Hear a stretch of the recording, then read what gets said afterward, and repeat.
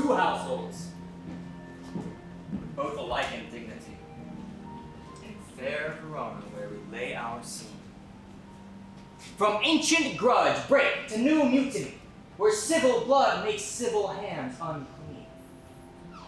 From forth the fatal loins of these two foes, a pair of star-crossed lovers take their life, whose misadventure, piteous overthrows, doth with their death bury their parents' strife.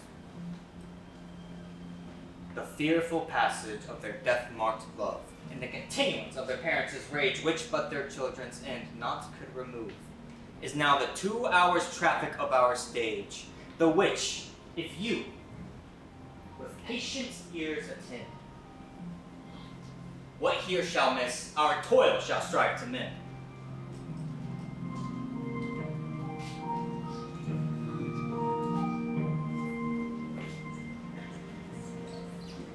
A dog in the house of Montague moves me. To move is to stir, to be bound is to stand. Therefore, if thou art moved, thou runnest away. A dog in that house will move me to stand. I will take the wall of any man or maid of Montague. That shows thee a weak slave, for the weakest goes to the wall. The quarrel is between our masters and thus us, their men.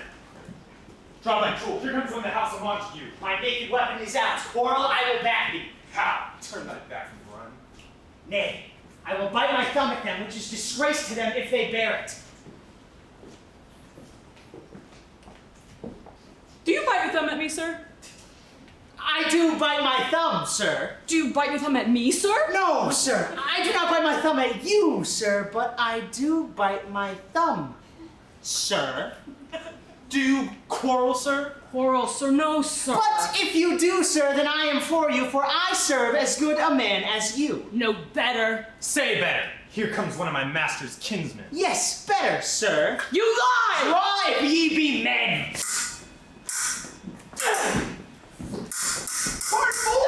Put up thy sword! You do not what to do! What? Art thou drawn among these heartless hinds? Turn thee, Benvolio, look upon thy death! I do, but keep the peace. Put up their sword and manage to part these men with me. What, drawn and talk of peace? I hate the words, I hate hell, all more to you than thee!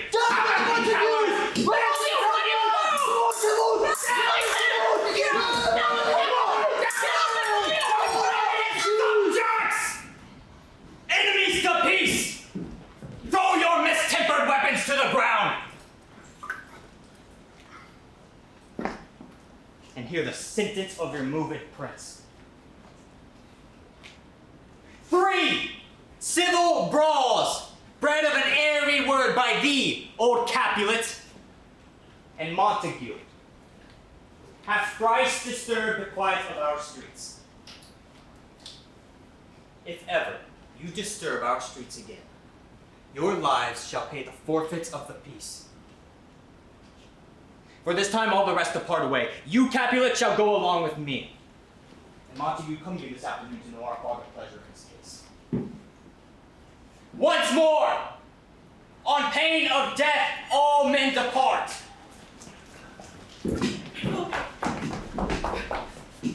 Oh, where is Romeo? Saw you him today? Right glad I am that he was not at this fray. Early walking did I see your son. Towards him I made, but he was ware of me and stole into the covert of the wood. Many a morning hath he there been seen, with tears unmentioned the fresh morning's dew, hiding the clouds, more clouds with his deep sighs. My noble uncle, do you know the cause? I neither know nor can learn of him. See where he comes. So please you step aside. I love his grievance to be much denied. Come on, let's away!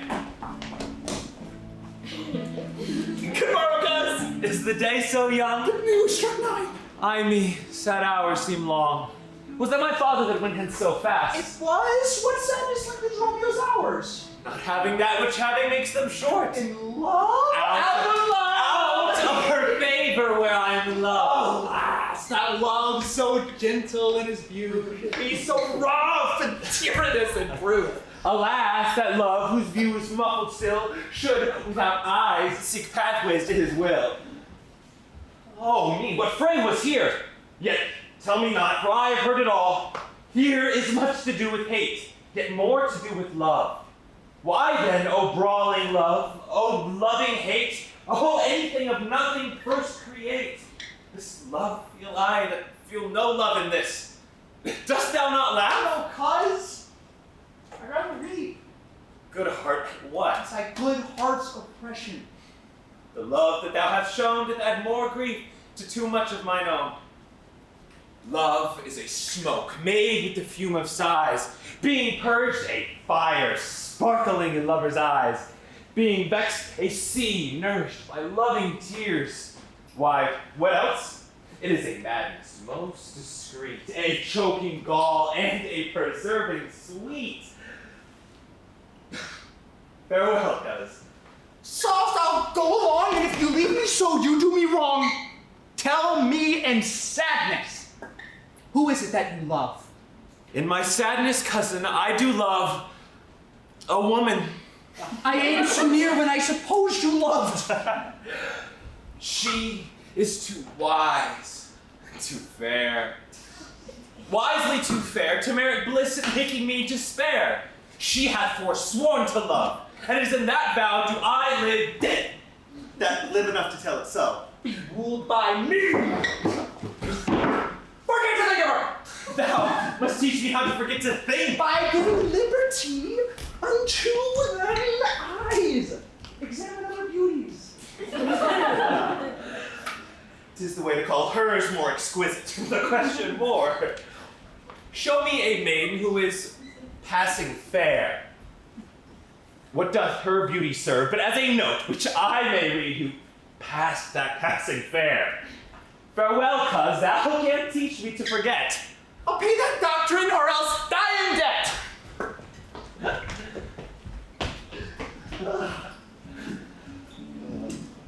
But Montague is bound as well as I, and penalty alike. It is not hard, I think, for men so old as we to keep the peace. Of honorable reckoning are you both, and pity 'tis you have lived at odds so long. But now, my lord, what say you to my suit? The same word what I have said before. My child is yet a stranger to the world. She hath not seen the change of 14 years. Let 2 more summers wither in their pride, ere we may think her right to be a bride. Younger than she, our happy mother's maid. And too soon, Lord, are those so early made. Earth has swallowed all my hopes, but she's the hopeful lady of my earth. But woo her, gentle Paris, get her heart. My will to her consent is but a part. Tonight I will hold an old accustomed feast, whereto I've invited many a guest, such as I love, and you among the store, one more, most welcome, makes my number more. At my poor house, look to behold this night, earth's treading stars that make dark heaven light. Come, go with me. Really. Search about through fair Verona. Find those persons out whose names are written there, and to them say, my house, and welcome on their pleasure there.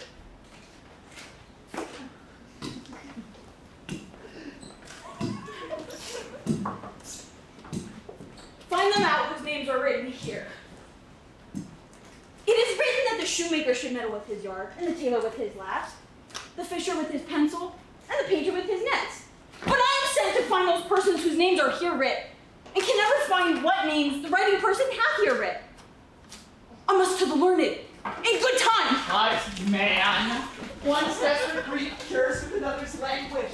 Take thou some new infection to thine eye, and the rank poison of the old will die. Good evening, good fellow. Good evening. I pray, sir, can you read? I, mine own fortune, my misery. Perhaps you have read without book. But I pray, can you read anything you see? I, if I know the letters and language. Speak honestly. Rest you merry. Stay, good fellow, I can read.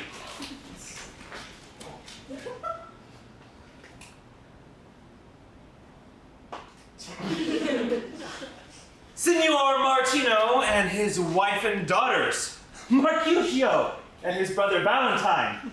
Mine Uncle Capulet and his wife and daughters. Their niece Rosaline and Livia.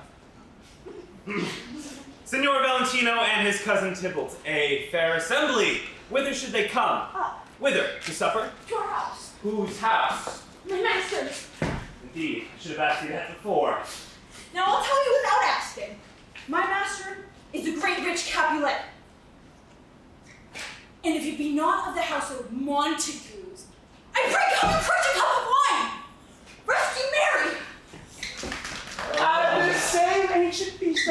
let such the fair Rosaline, whom thou lovest, with all other admired beauties of Verona, go thither with untainted eye and compare her face with one that I shall show, and I will make thee think thy swan a crow. Oh, I will go along, no such sight to be shown, but to rejoice in the splendor of my own.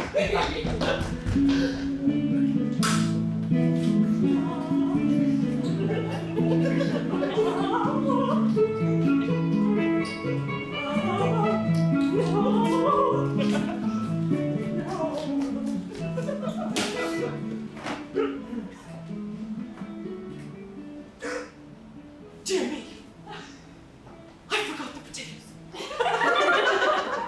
I was sent to the marketplace early this morning, and I was supposed to get 70 potatoes. Nurse, where's my daughter? Call her forth. Now by my maidenhood, at 12-year-old, I made her come. What land? What land? God forbid, where is that child? What, Juliet? How now, who calls? Madam, I'm here. What is your will? Nurse, give us leave a while. We must talk in secret.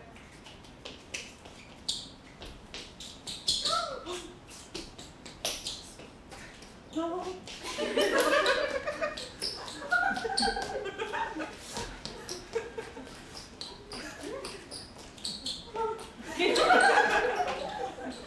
Nurse, come back again. And nurse, my daughter's a pretty age. Oh, faith, I can tell her age unto an hour. She's not 14. Only 14 of my keep. But 4. She's not 14. How long is it now to Lamastide? A fortnight and odd days. Well, even or odd of all days of the year, come Lammas Eve at night shall she be 14. Susan and she, God rest all Christian souls forever and age. Well, Susan's was gone. She was too good for me. But, as I said, come Lammas Eve at night shall she be 14. That shall she. Mary, I remember it well. Just since the earthquake now, 11 years, that you were weaned. I shall never forget it. Enough of this, I pray thee, hold thy peace. Peace I have done. God mark thee to his grace. That was the prettiest name I ever nursed. Oh, that I should live to see thee married once. I have my wish. Married. Married is the very theme I came to talk of. Tell me, daughter Juliet, how stands your disposition to be married? It is an honor that I dream not of. Well, think of marriage now. By my count, as your mother much upon these years, that you are now a maid. Thus, in brief, the valiant Paris seeks you for his love. A man! Lady! Such a man! Why, in all the world, he is not wax. Verona summer hath not such a flower. Nay, in faith, he's a flower. A very flower. What say, painting of the gentleman, this night should we hold him at our feet, read o'er the volume of young Paris's face, and find delight with their beauty's pen, this precious book of love, this unbound lover, to beautify him only lacks a cover. So shall you share all that he doth possess, by having him making yourself no less. No less! Nay, bigger. Women grow by men. Speak briefly. Do you like a Paris love? I'll look to like if looking like and move, but no more deep will I dart mine eye than your consent gives strength to make it fly. Come, follow me. Juliet, the county stays. Go, girls! Seek happy nights to happy days!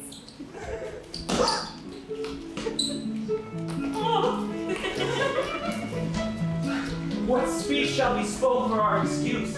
Or shall we on without apology? The date is out of such perplexity. We will let them measure us by what they will.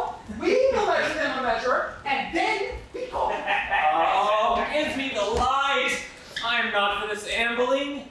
Being but heavy, I will carry the light. Nay, gentle Romeo, we must have you dance.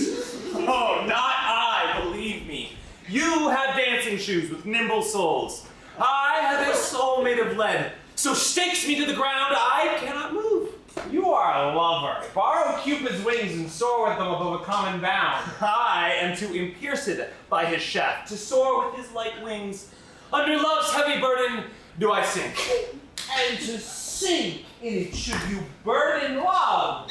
Too great oppression for a tender thing. Is love a tender thing? It's too rough, too rude, too boisterous, and it pricks like a thorn. If love be rough with you, be roughly loved. Prick love for pricking and you beat love down. come, we burn daylight home. Nay, that is not so. I mean, sir, in delay, we waste our lights. In vain lights by day, take our good meaning, for our judgment sits in that 5 times ere once in our 5 wits. Oh, we mean well by going to this mask, but 'tis no wit to go. Why, may one ask? I dreamt a dream tonight. And so did I. Well, what was yours? That dreamers often lie. In bed asleep where they do dream things true. Oh! That I see Queen Mab hath been with you.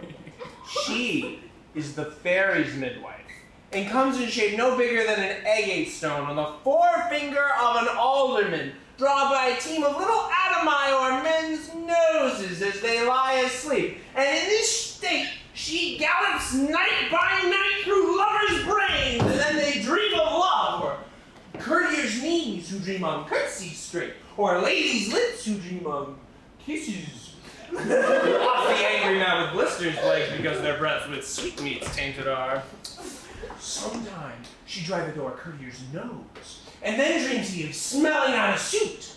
Sometimes she comes with a tie pigtail tickling a parson's nose as he lies asleep, then he dreams of another benefice. Sometimes she driveth o'er a soldier's neck, and then dreams he of cutting foreign throats, of breeches, and moscatos, Spanish blades, of helms 5 fathoms deep, and then on drums' ears are when she starts, and wakes and being thus frightened, swears a prayer to peace, peace,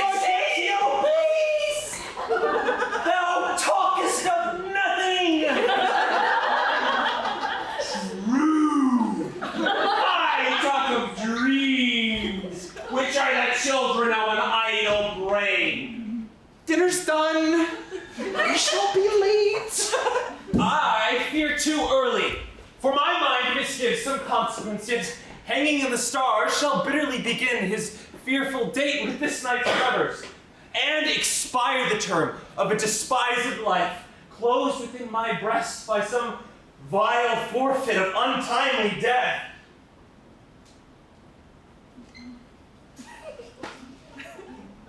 But he who hath the steerage of my course, direct my sail on, lusty gentlemen.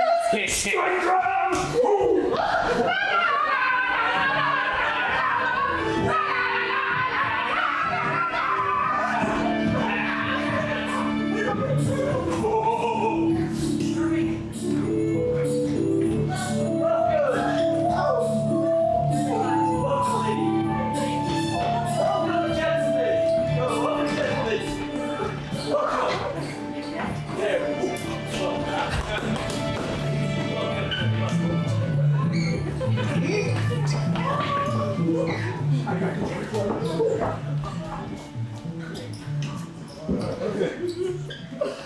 What lady's that which doth enrich the hand of yonder knight? Oh, she doth teach the torches to burn bright. It seems she hangs upon the cheek of night, like a rich jewel in Ethiop's ear, beauty too rich for use, for earth too dear. As a snowy dove, trooping with crows, as yonder lady o'er her fellow shows. The measure is done. I will watch her place of stand, and touching hers with mine, make blessed my rude hand. Did my heart love till now? Forswear it, son, for I ne'er saw true beauty till this night. This, by his voice, should be a Montague. What, dares the slave come hither covered with an antic face to fleer and scorn at our solemnity? But talk in order, my kin, strike him down, I will acknowledge it! Now how now, young kinsman? Wherefore storm you so? Uncle, this is a Montague, our foe! A villain was hither come in spite to scorn at our solemnity this night. Young Romeo, is it? 'Tis he, that villain Romeo! Content thee, cuz, let him alone. I will not, the wealth of all this town here in my house, do him disparagement. It is fitting that such a villain is death. Shall not endure him, Shall be endured. What did the boy say he shall go to? My master, here are you. Go to. Uncle, 'tis a shame! I'll go to. For saucy boy that so please. I will withdraw, but this intrusion shall now seemingly convert to hatred gone.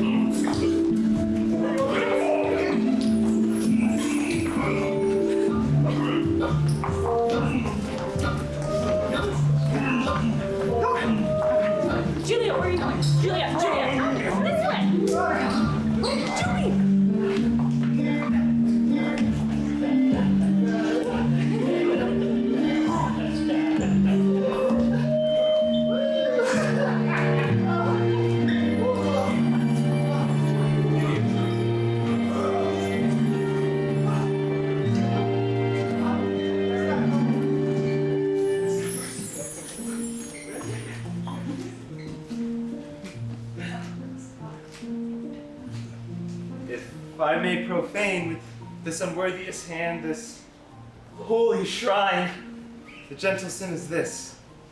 My lips, two blushing pilgrims, ready stand to smooth that rough touch with a tender kiss. Good pilgrim, you do wrong your hands too much, which manly devotion shows in this. For saints have hands that pilgrims' hands do touch, and palm to palm is holy palmer's kiss. Have not saints lips and holy palmers too? Aye, pilgrim, lips they must use in prayer. Oh then, dear saint, let lips do what hands do. They pray. Grant thou lest faith turn to despair. Saints do not move, though grant for prayer's sake.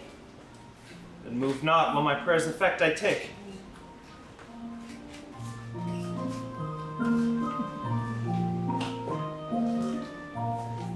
Thus from my lips by thine, my sin is purged. Then have my lips the sin that they have for. Sin from my lips. Oh, trespass sweetly urged, give me my sin again. Kiss by the butt.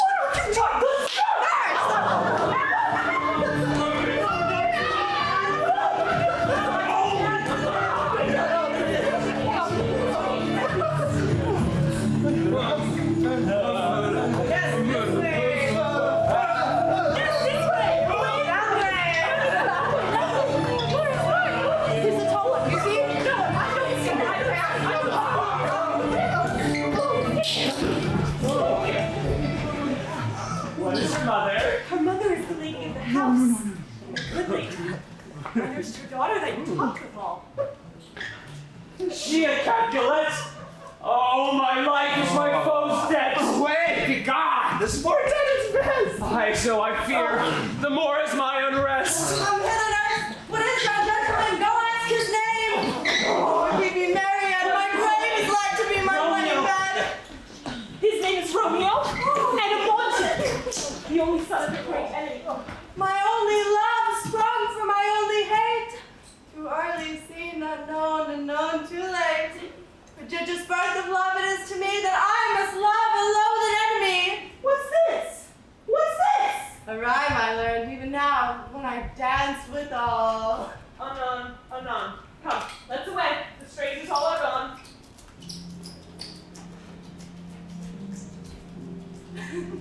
Now old desire doth in his deathbed lie, and young affection gapes to be his heir.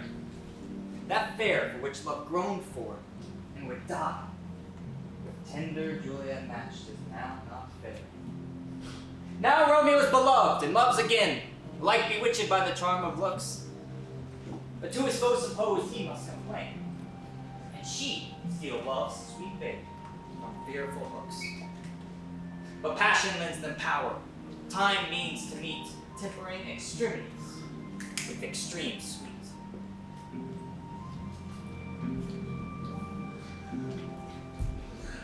Oh, can I go forward when I know my heart is here?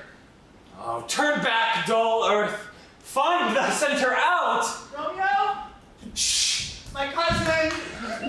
Romeo! Romeo! He is wise, and on my life has stolen home to bed. He ran this way and leapt over the orchard wall. Call good Mercutio. Nay! I'll conjure too.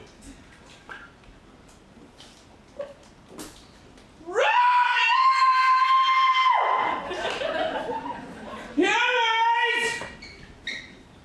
Madmen! Passion! Leather! Appear now before us in the likeness of a sigh! Speak but one rhyme and I am satisfied! Cry but I me! Pronounce but love! And love. He heareth not. He stirreth not. He moveth not. The ape is dead, and I must conjure him. I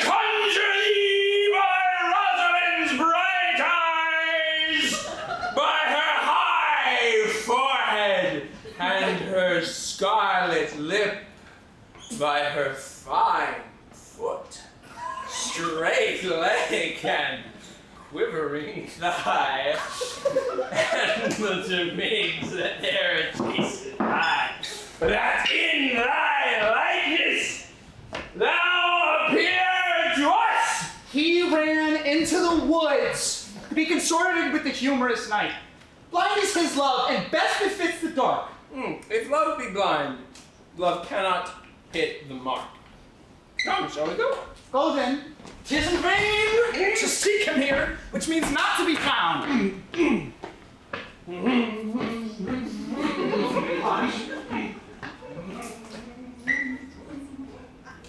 He jests at scars that never felt a wound.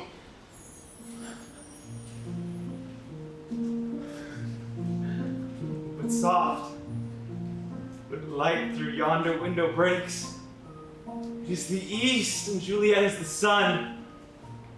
Oh, arise, fair sun, kill the envious moon who's already sick and pale with grief, that thou, her maid, art far more fair than she. It is my lady. It is my love. Oh, that she knew she were. She speaks, and yet she says nothing. But what of that? Her eye discourses. I will answer it. God, I am too bold. 'Tis not to me she speaks. The brightness of her cheek would shame those stars as sunlight doth a lamp. Her eye in heaven would through the airy region stream so bright that the birds would sing and think that it were not night. See how she rests her cheek upon her hand? Oh, that I were a glove upon that hand, so that I might touch that cheek. Ay me! Oh, she speaks! Speak again, bright angel! Oh, Romeo, Romeo, wherefore art thou Romeo? Deny thy father, refuse thy name, or thou wilt not be but sworn my love, and I'll no longer be a Capulet. 'Tis but thy name, it is my enemy. Thou art thyself, though not a Montague. What's Montague? It is nor hand, nor foot, nor arm, nor face. Oh, be some other name belonging to a man. What's in a name? That which we call rose by any other word would smell as sweet.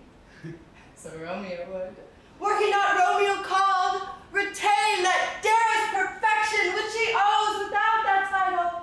O Romeo, doff thy name, and thy name, which is no part of thee, take on myself. I take thee, oh. Call me but love, I will be new baptized. Henceforth, I will never be Romeo. What man art thou that thus was screened at night, so stumblest on my counsel? By name, I know not who to tell thee who I am.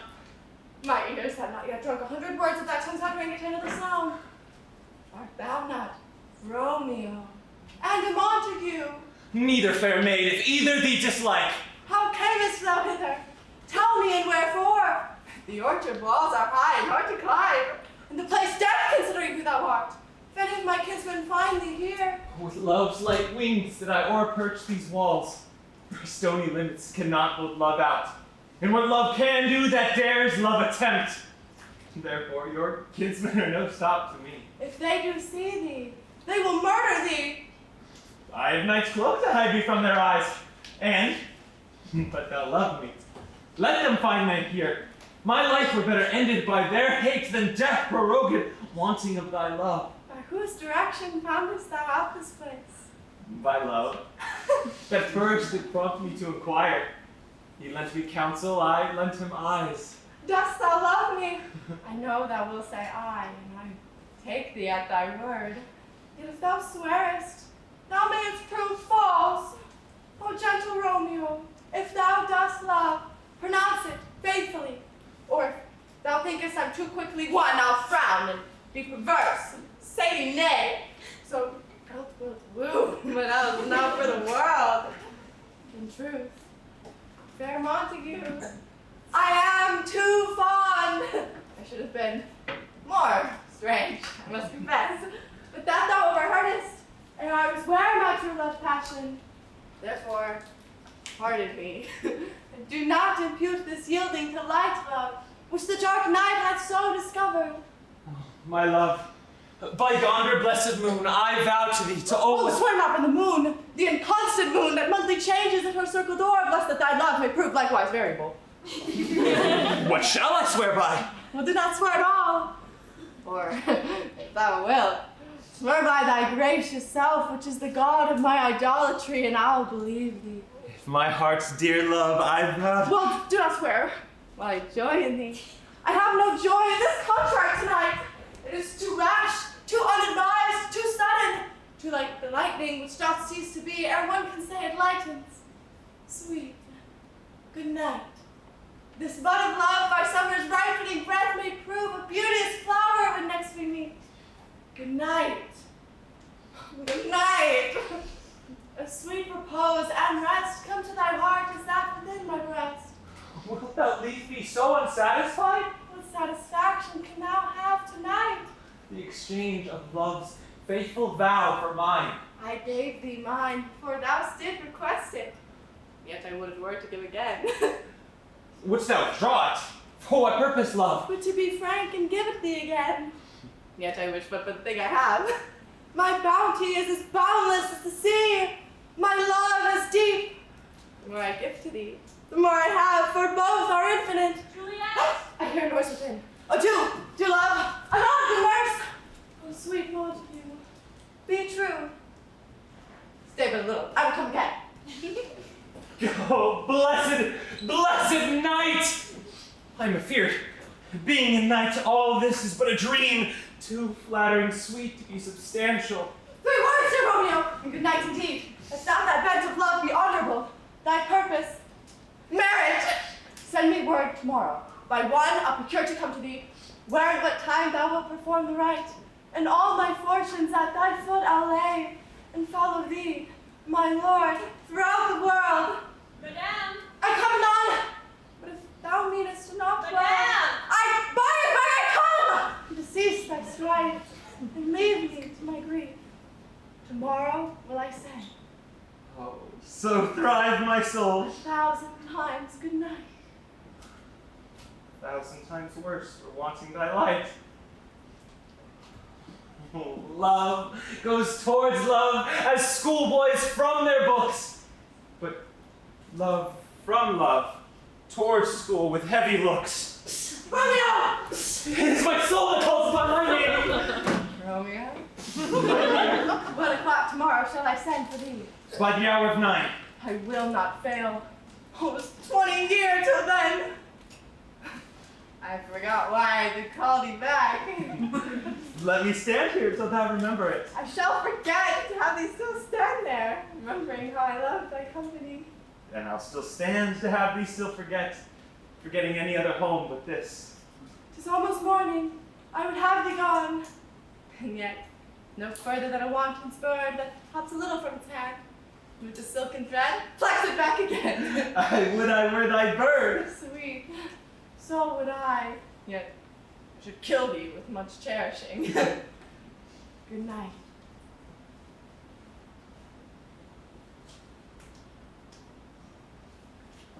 Good night. Parting is such sweet sorrow. I shall say good night till it be morrow. Sweet dwell upon thine eyes, peace in thy breast. Would I were sleep and peace, so sweet to rest.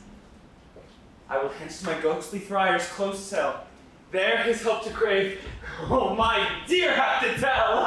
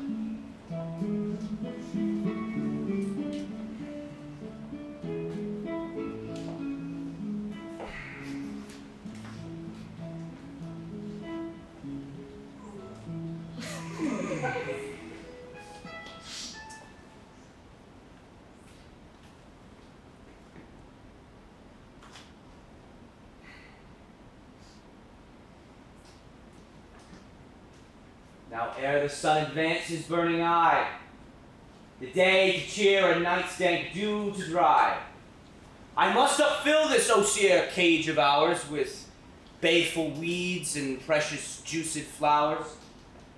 Oh, mickle is the powerful grace that lies in plants, herbs, stones, and their true qualities. For not so vile that on the earth doth live, but to the earth some special good doth give. Now not so good, but strained from that fair use, revolts from true birth, stumbling on abuse. Virtue itself turns vice being misapplied, and vice sometime by action dignified. Within the infant rind of this weak flower, poison hath residence and medicine power. For this being smelt, but that part cheers each part. Being tasted, stays all the senses with the heart. Good morrow, Father! Benedicite! What early tongue so sweet saluteth me? Young son, it argues a distempered head so soon to bid good morrow to thy bed. Therefore thy earliness doth me assure thou art uproused with some distemperature. Or if not so, then here I hit it right. Our Romeo hath not been in bed tonight. The last is true. The sweeter rest was mine. God, pardon sin, was thou with Rosaline? With Rosaline, my ghostly friar. No, I forgot that name. That name's war. Oh, that's my good son. But where hast thou been then? I have been feasting with my enemy, where on a sudden one hath wounded me that's by me wounded. Both our remedies within thy help and holy physic lies. Then, plainly know, my heart's dear love is set upon the fair daughter of rich Capulet. As mine on hers, so hers is set on mine. And all combined, save what thou must combine by holy marriage. When and where and how we met, we wooed and made exchange a vow. I'll tell thee as we pass, but this I pray, that thou wilt consent to marry us today. Holy St. Francis! What a change is here! Is Rosaline that thou didst love so dear so soon forsaken? Oh, young men's love then lies not truly in their hearts, but in their eyes. Jesu Maria, what a deal of brine hath washed thy sallow cheeks for Rosaline. And art thou changed? Pronounce this sentence then. Women may fall when there is no strength in men. Thou chidest me oft for loving Rosaline. For doting, not for loving, pupil mine. And bids me bury love. Not in a grave to lay one in, another out to have.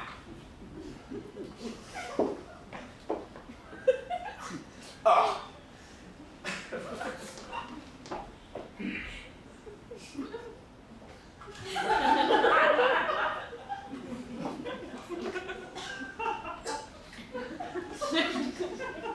I pray thee, chide not. Her I love now, and grace for grace, and love for love allow. The other did not so. Oh, she knew well. Thy love did read by rote that could not spell. But, come, young waverer, come, go with me.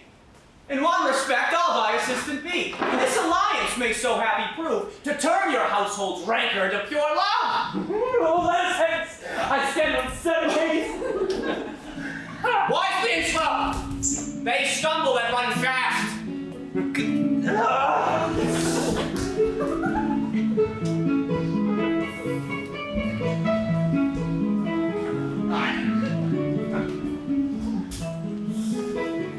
Where the devil should this Romeo be?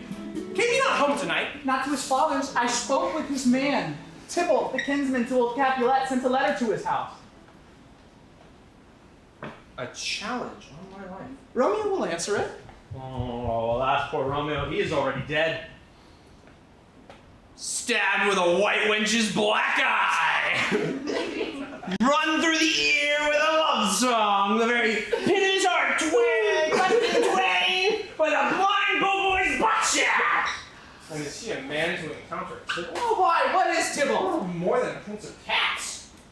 He is the courageous captain of components. He fights you as you sing crick song and keeps time, distance, and proportion. Oh, here's Romeo! Here's Romeo!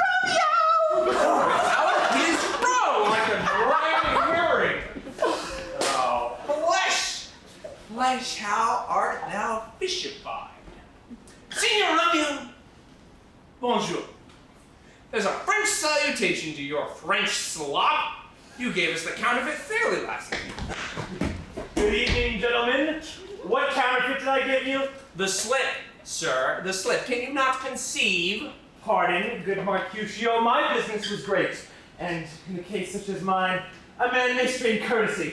Oh, that's as much as to say in such a case as yours would constrain a man to bow in the ham. Oh, meaning to curtsy. Thou hast most kindly hit it. A most courteous exposition. Nay, I'm very hitting courtesy. Oh, pink for flowers.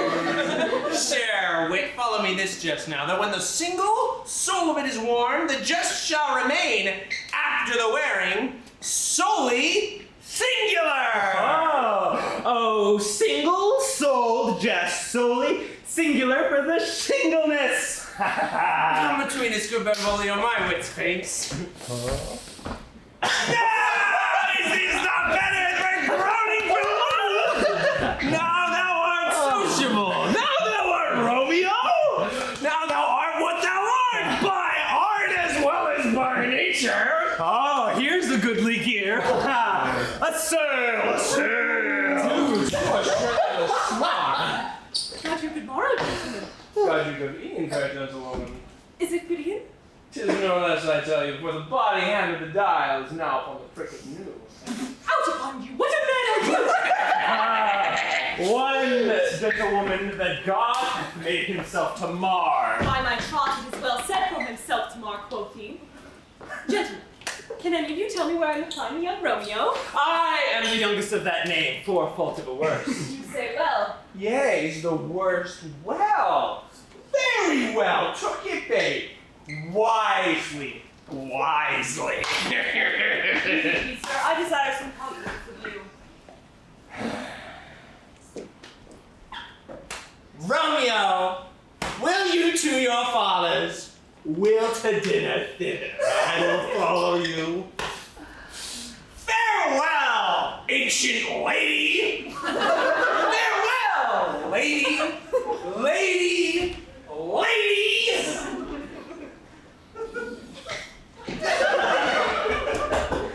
I pray you, sir. What saucy merchant was this that was so full of his roguery? A gentleman nurse who loves to hear himself talk, and will talk more in a minute than he can stand to in a month.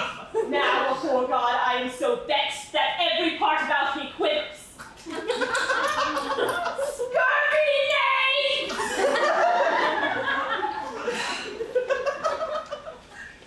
I pray you, sir, a word. My lady bid me inquire you out. But first let me tell you, if you are to lead her into a fool's paradise, as they say, it were a very gross kind of behavior, as they say. Commend me to thy lady. I protest unto thee Don't that... harden impatient, be very happy. God, she will be a joyful woman. What wilt thou tell her? Thou dost not mark me. Oh. Well, I will tell her, sir, that you do protest, which, as I see, is a gentlemanlike offer. Bid her devise some means to come to Shrift this afternoon. There she shall... This afternoon.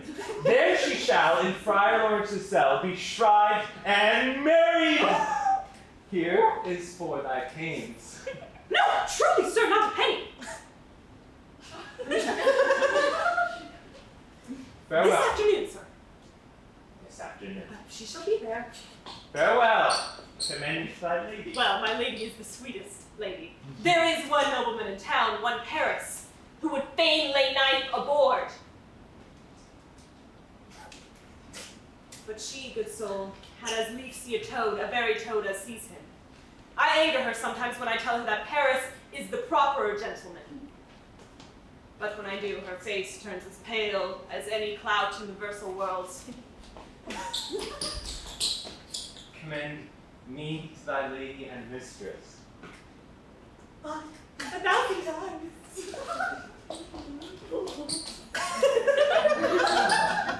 Yes!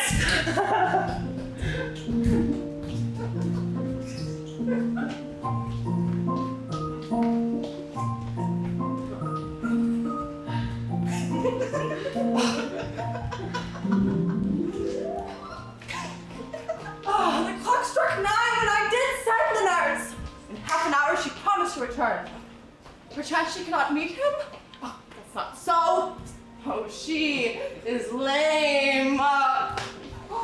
Love's herald should be thoughts, which 10 times faster glides in sunbeams, driving back shadows from lowering hills.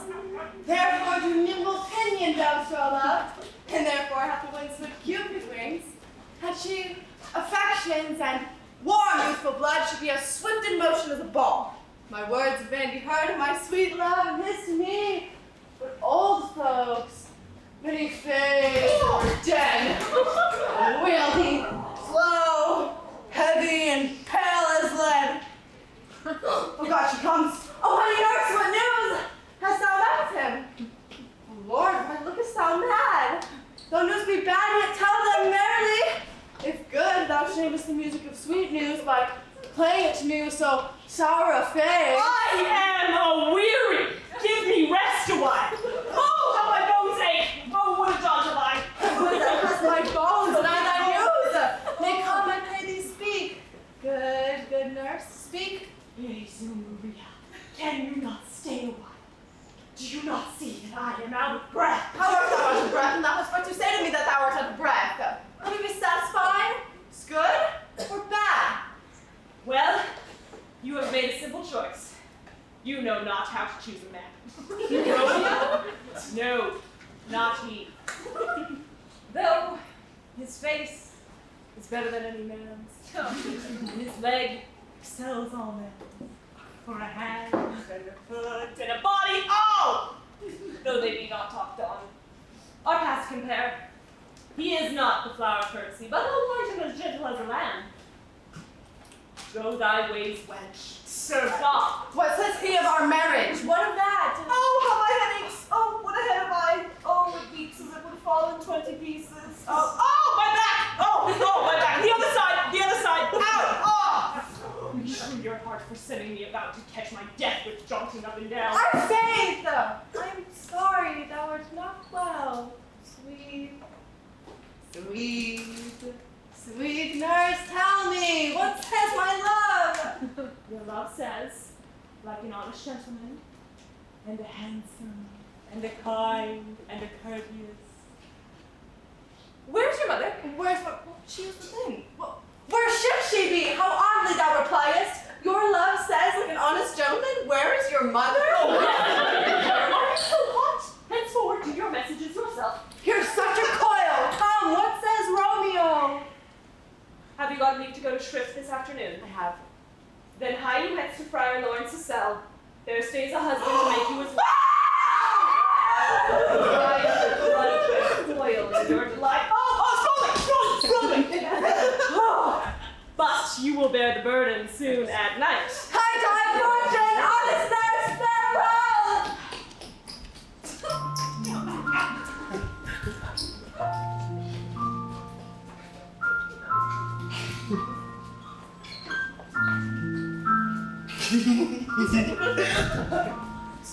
So smile the heavens upon this holy act, that after hours with sorrow chide us not. Oh, amen! Amen! Come what sorrow can! It cannot countervail the exchange of joy that one moment gives me in her sight.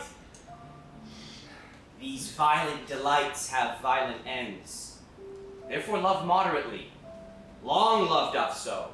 Too swift arrives, as tardy is too slow. Good evening to my ghostly confessor. Romeo shall thank thee, daughter, for us both.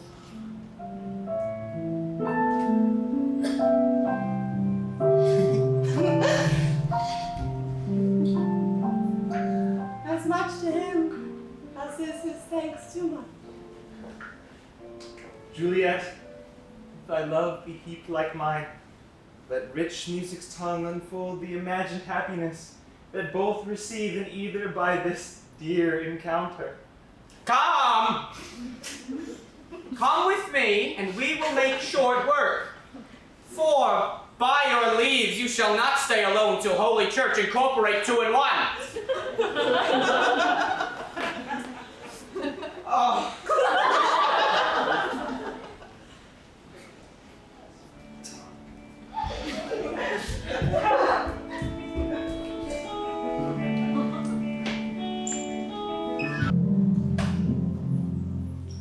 I pray thee, good Mercutio, let's retire. The day's hot and the caval's abroad, and if we meet, we shall not escape a brawl. For now in these hot days is the mad blood stirring. Now, why? Thou wilt quarrel with a man who hath a hair more or a hair less in his beard than thou hast. Thou wilt quarrel with a man for cracking nuts, having no other reason than because thou hast hazel eyes. What eye but such an eye could spy out such a quarrel? Thy head is as full of quarrels as an egg is full of meat. And yet thy head has been beaten as an egg for quarreling, and yet thou wilt tutor me from quarreling. By my head, here come the Capulets. By my heel, I cannot! Gentlemen, good evening. A word with one of you.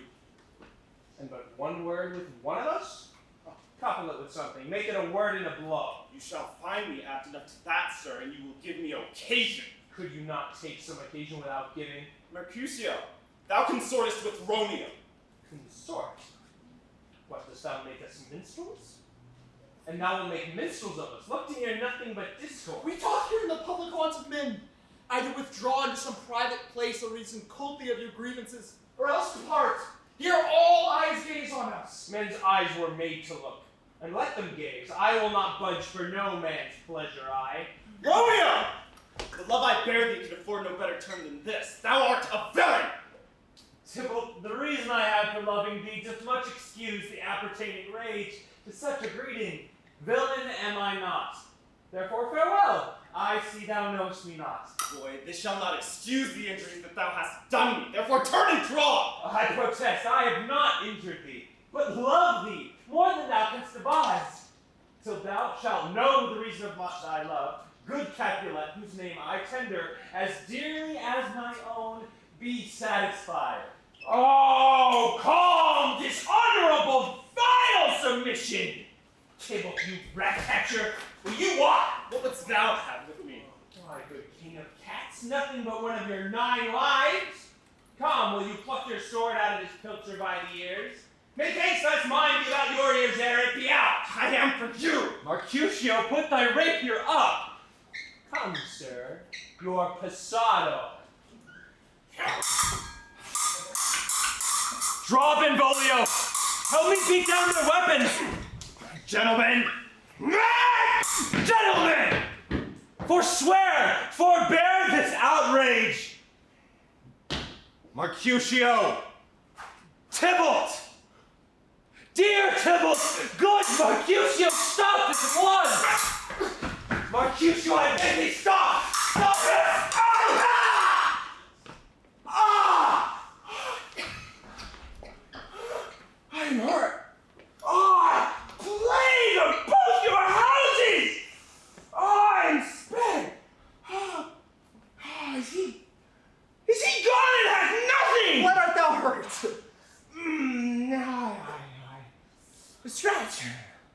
A scratch. Mary, 'tis enough. Oh, peace, man. The courage. The hurt cannot be that much. Nay, 'tis not so deep as a well, nor so wide as a church door, but 'tis enough. 'Twill serve. Rest for me tomorrow, and you shall find me a grave man. I am peppered, I warrant, for this world. Why the devil came between us? I was hurt under your arm. I'm sorry. I thought it all for the best. Oh, this is her husband,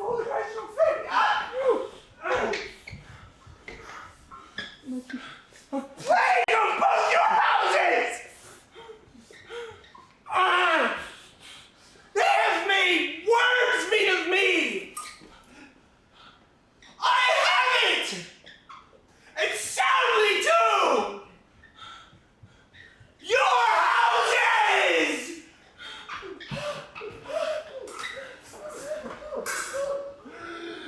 This gentleman, the prince's near ally, my very friend, hath got this mortal hurt in my behalf.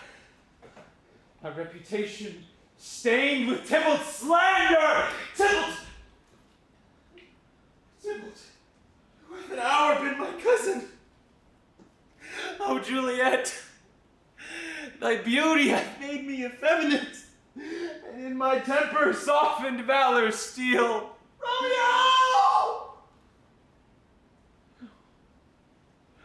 Romeo? She's dead. He's dead. Tybalt, take the villain back again, the light thou gavest me! Mercutio's soul hangs but a little above our heads. Either you, or me, or both must go with him! Thou wretched boy that didst consort with him here! Shout with him hence! This will determine that!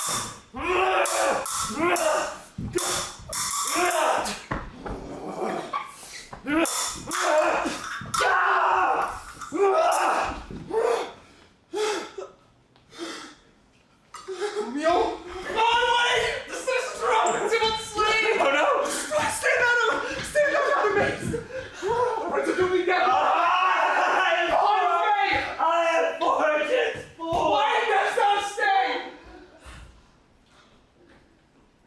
Where are the vile beginners of this fray? Noble prince, I can discover all the unlucky manage of this fatal brawl. Here lies the man slain by Romeo who slew thy kinsman, brave Mercutio. Tybalt! My cousin! Oh, my brother's child! Oh, prince! Oh, cousin, husband! Oh, the blood is spilled of my dear kinsman! Princess, thou art true, for blood of ours shed blood of Montague! Oh, cousin! Benvolio, who began this bloody fray? Tybalt, here slain, whom Romeo's hands did slay. Romeo that spoke him fair, could not take truce with the unruly spleen of Tybalt. Deaf to peace, but that he tilts piercing steel at brave Mercutio's breast, who all is hot, took deadly point to point, and Romeo cried aloud, "Part, friends, away, and twixt the rushes underneath whose arm an envious burst from Tybalt struck the life of stout Mercutio."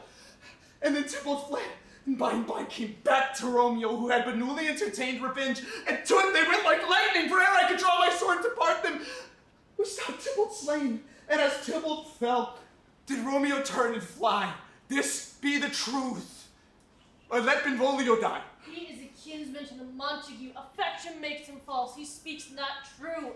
I beg for justice, which thou, prince, must give. Romeo slew Tybalt. Romeo must not live. Romeo slew him? He slew Mercutio? Who now the price of his dear blood doth owe? Not Romeo, Prince. He was Mercutio's friend. His fault conclude but what the law should end. The life of Tybalt. And for that offense immediately we do exile him hence. I have an interest in your heart's proceeding. My blood for your rude brawls doth lie a bleeding, but I will immerse you with so strong a fine that you shall all repent the loss of mine.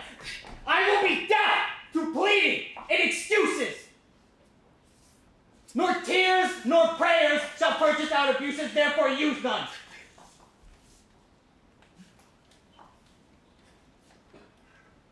Let Romeo hence in haste, else when he is found, that hour is his last. Bear hence this body and attend our will. Mercy but on murders, pardoning those that kill.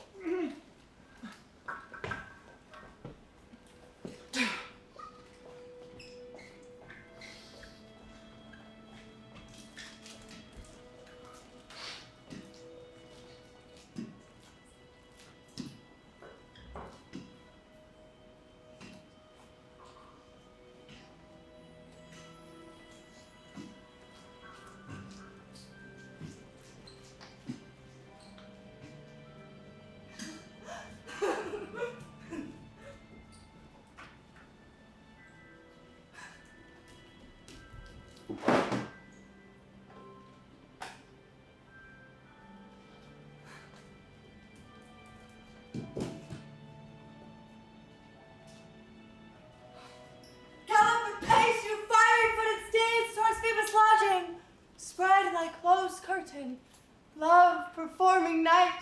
The runaway's eyes may wink, and Romeo leap to these arms untalked of and unseen.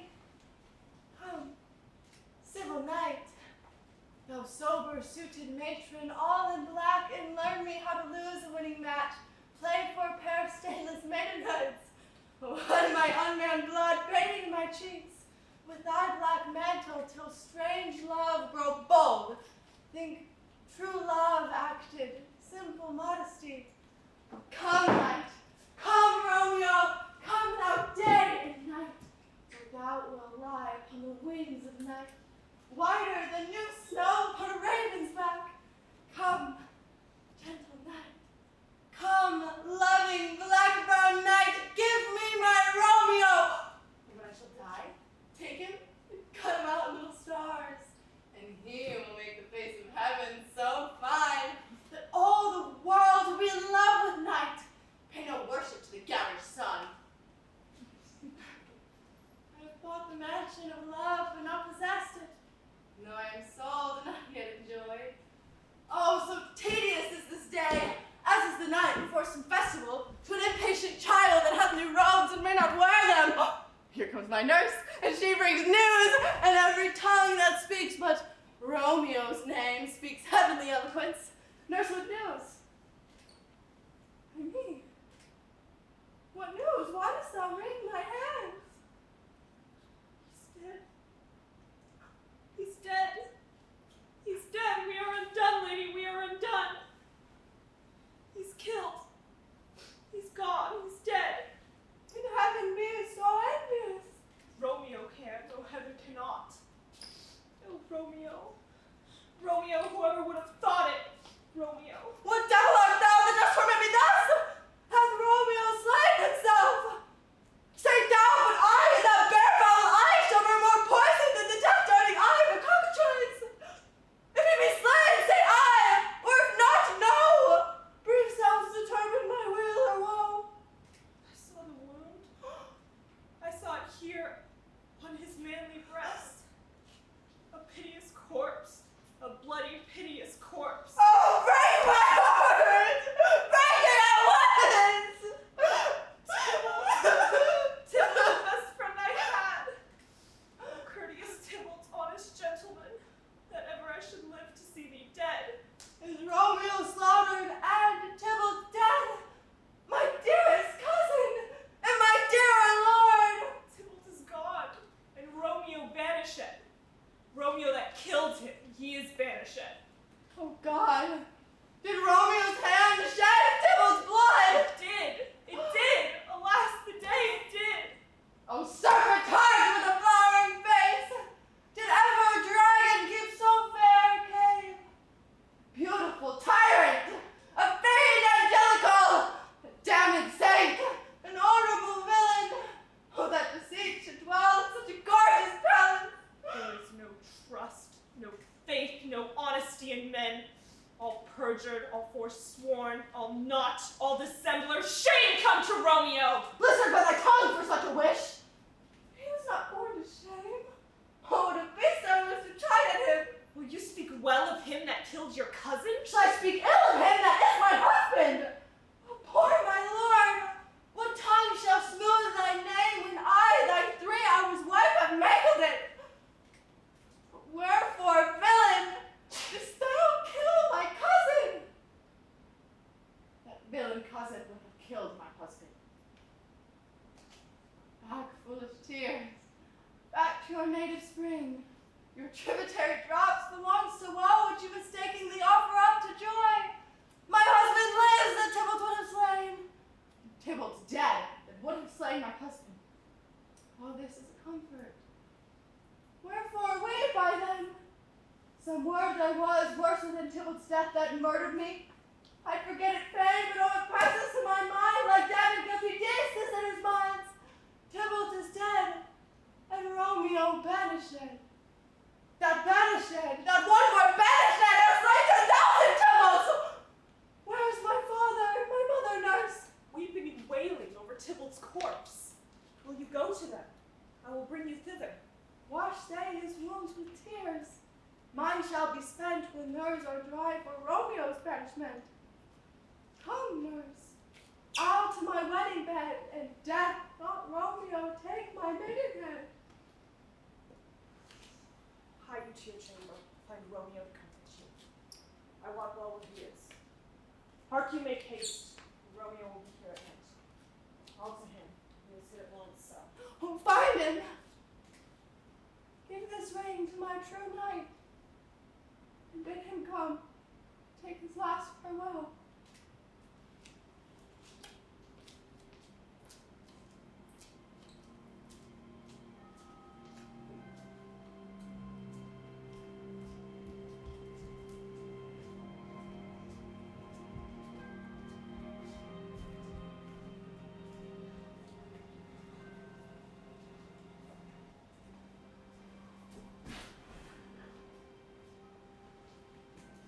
Romeo, come forth. Come forth, thou fearful man.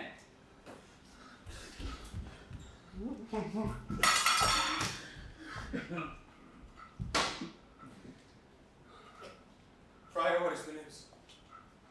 What is the prince's doom? A gentle judgment vanished from his lips. Not body's death, but body's banishment. Banishment? Be merciful, say death. For exile hath more terror in his look, much more than death. Be merciful, say banishment. Here from Verona art thou banished. Be patient, for the world is broad and wide. Oh, there is no world outside of Verona's walls, but purgatory, torture, hell itself. Oh, deadly sin! Oh, rude unthankfulness! Thy fault our law calls death! But the kind prince, taking thy part, hath rushed aside the law and turned to that black word, death, to banishment. This is dear mercy, and thou seest it not. Oh, 'tis torture and not mercy. Heaven is here, where Juliet lives. And every cat and dog and little mouse may look upon her, but Romeo may not. No, he is banished. Flies must do this, but from this I must fly. They are free men, but I am banished. Oh, friar, the dead did use that word in hell. Thou fond madman, hear me a little speak. Oh, thou wilt talk again of banishment. I'll give thee armor to keep off that word.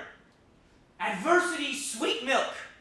Philosophy, to comfort thee, though thou art banishing. Oh, unless philosophy can make a Juliet, it helps not. It prevails not. Talk no more. Oh, then I see that madmen have no ears. What should they when that wise men have no eyes? Let me spit with thee of thy estate. Thou canst not speak of what thou dost not feel. Wert thou as young as I, Juliet thy love, but an hour married, Tybalt's murdereth, doting like me, and like me banishing, then mightest thou speak. Then mightest thou tear thy hair and fall upon the ground as I do now, taking the measure of an unmade grave. Arise, one knocks to Romeo, hide thyself. Hard, howling on Romeo, No! What am I studying? I come. Who not so hard? Whence come you? What's your will? I come from Lady Juliet. Welcome then. Holy friar, tell me, holy friar, where's my lady's lord? Where's Romeo? There on the ground, with his own tears made drunk. He is in my mistress's case, just in the case. Stand up! Stand up! Stand you and be a man! For Juliet's sake. For her sake. Rise and stand! Why should you fall in so deep and out? Speakest thou of Juliet? Does she not think me an old murderer who hath stained the childhood of our joy with blood but little removed from her own? How is she? Where doth she? What says my concealed lady to our cancelled love? She says nothing, but weeps and weeps and then falls on her bed and on Tybalt calls and on Romeo cries and then down falls again. Tell me, friar. Tell me, in what vile part of this anatomy doth my name lodge? Tell me, so that I might sack that hateful mansion! Hold thy desperate hand! Art thou a man? Thou hast amazed me. By my holy order, I thought thy disposition better tempered. Hast thou slain Tybalt? Wilt thou slay thyself, and slay thy lady that in thy life lives by doing damned hate upon thyself? What? Rouse thee, man, thy Juliet is alive! There art thou happy! Tybalt would kill thee, but thou slewest Tybalt. There art thou happy. The law that threatens death becomes thy friend and turns it to exile. There art thou happy. Take heed. Take heed, for such die miserable. Go get thee to thy mother's was decreed. Ascend her chamber, hence and comfort her. But look thou, stay not till the watch be set. For then thou canst not pass to Mantua, where thou shalt live till we can find a time to blaze your marriage. Reconcile your friends, beg pardon of the prince, and call thee back with 20,000 times more joy than thou went forth in lamentation. Go before, nurse. Commend me to thy lady. Bid her hasten all the house to bed, which heavy sorrow makes them act unto. Romeo is coming. My lord, I will tell my lady that you will come. Do so, and bid my sweet prepare to chide. Here, sir, the ring she bid me give you, sir. How you make haste, for it grows very late. How well my comfort is survived by this. Go hence. Good night. Either be gone before the watch be set, or by the break of day, disguised from hence. Sojourn to Mantua, I'll find out your man, and he shall signify from time to time every good hap to you that chances here. Give me thy hand. 'Tis late. Farewell. Good night. But that a joy past a joy calls out on me. It were a grief so brief to part with thee.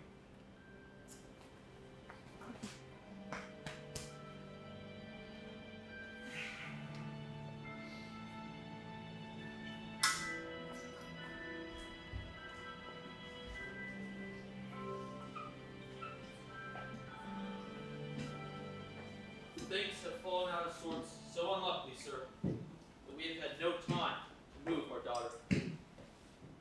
Look, she loved her kinsman Tybalt dearly. And so did I. Well, we were born to die. 'Tis very late. Shall not come down tonight. These times of woe afford no times to woo. Sir Paris, I will make a desperate tender of my child's love. I think she will be ruled in all respects by me. Nay, more, I doubt it not. Wife, go you to her ere you go to bed. Acquaint her here of my son, Paris's love, and bid her, mark you me, on Wednesday next. What's up? What day is it? Monday, my lord. Oh, Monday. Well, Wednesday's too soon. Well, Thursday let it be. Thursday tell her she shall be married to this noble earl. But what say you to Thursday? My lord, I wish that Thursday were tomorrow! Well, get you gone. Oh, Thursday be it then. Thursday be it then. Prepare her, wife, against this wedding day.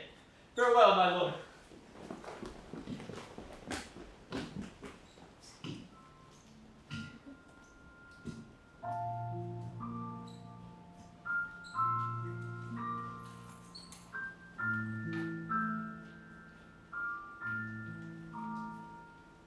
I'll be gone. 'Tis not your day. 'Twas the nightingale, and not the lark that hears the fearful howl of thine ear. Believe me, love, it was the nightingale. It was the lark, herald of the morn, no nightingale. Look, love, what envious streaks do lace the severing clouds in yonder east. Night's candles are burnt out, and the jocund day stands tiptoe on the misty mountain tops. I must be gone and live, or stay and die. Yon light is not daylight. I know it I. Therefore stay yet. Thou needest not to be gone. Let me be taken. Let me be put to death. I am content, so thou wilt have it so. I have more care to stay than will to go. Come, death. Welcome, Juliet, wills it so. Let's talk, love. It is not day. It is! Hence be gone away! It is the lark that sings so out of tune, straining hushed discords and unpleasing drums. Some say the lark makes sweet division. This doth not so, for she divided us, who now be gone, more light and light it grows! More light and light, more dark and dark our woes. Madame, Nurse, your lady mother is coming to your chamber. The day is broke. Beware, look about. and window let pay in and let life out. Farewell. Farewell, one kiss and I'll descend.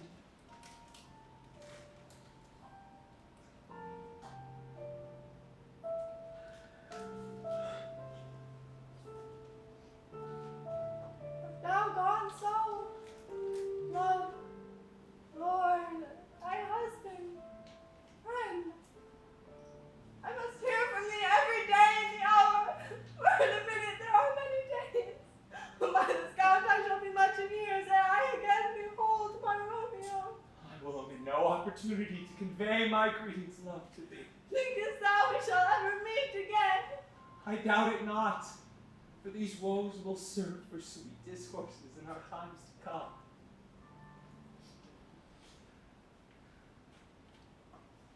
Oh God, I am an ill-devoting soul! Methinks I see thee, now thou art so low, as one dead in the bottom of a tomb! Either my eyesight fails, or thou lookest pale! Trust me, love, in my eyes so do you. Dry sorrow drinks our blood. Adieu.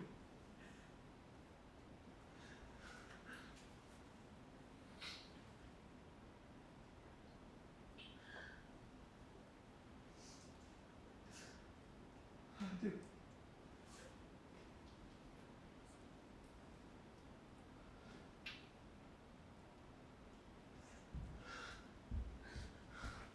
Be fickle, fortune!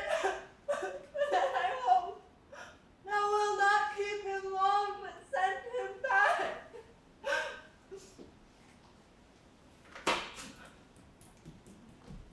Oh, Doctor, are you well? Madam, I am not well. Evermore weeping for your cousin's death? Watch wilt thou wash him from his grave with tears? And if thou couldst, thou couldst not make him live. Well, girl, you was not so much for his death as if the villain lives which slaughtered him. What villain, madam? That same villain, Romeo. Villain indeed, be many miles asunder. God pardon him. I do with all my heart. Yet no man like he doth grieve my heart. That is because a traitor and murderer lives. We will have vengeance for it, fear thou not. But now, I have joyful tidings to tell thee, girl. Joy comes well in such a needy time. What are they, beseech your ladyship? Well, thou hast a careful father, child. One who, to relieve from thy heaviness, hath sorted out a sudden day of joy, that thou expect not, nor I look not for. Madam, happy time, what day is that? Marry, my child, early next Thursday morn, the gallant, young, noble gentleman of County Paris, at St. Peter's Church, shall happily make thee there a joyful bride. I wonder at this haste that I must wed. Ere he that should be husband comes to woo. I pray you, tell my lord and father, madam, I will not marry yet. And when I do, it shall be Romeo, whom you know I hate, rather than Paris. These are news indeed. Here comes your father. Tell him so yourself and see how to get in your hands. How now, conduit girl? What, still in tears? Evermore showering? For still thy eyes, which I may call to see, do ebb and flow with tears. How now, wife? Have you delivered to her our decree? Aye, sir, But she will none. She gives you thanks. I with the fool were married to her grave. How will she none? Doth she not give us thanks? Is she not proud? Doth she not count her blessed, unworthy as she is, that we have wrought so worthy a gentleman to be her bride? Not proud you have, but thankful you have. Proud can I never be of what I hate, but thankful, even for hate that is meant love. How? How? How? How? Shocked logic? What is this? Proud, and I thank you, and I thank you not, and just not proud. Mistress minion you, thank me no thankings, nor proud me no prouds, but fetching your fine joints against Thursday next, to go with Paris to St. Peter's Church, or I will drag thee on a hurdle thither. Good Father, I beseech you on my knees, hear me with patience. Oh, hang me, you baggage, disobedient wretch! I tell thee what, get thee to church on Thursday, or never after look me in the face. Speak not, reply not, do not answer me. Oh, my fingers itch. Wife, we scarce thought us blessed, that God had sent us but this only child. But now I see this one is one too much, and we have been cursed in having her.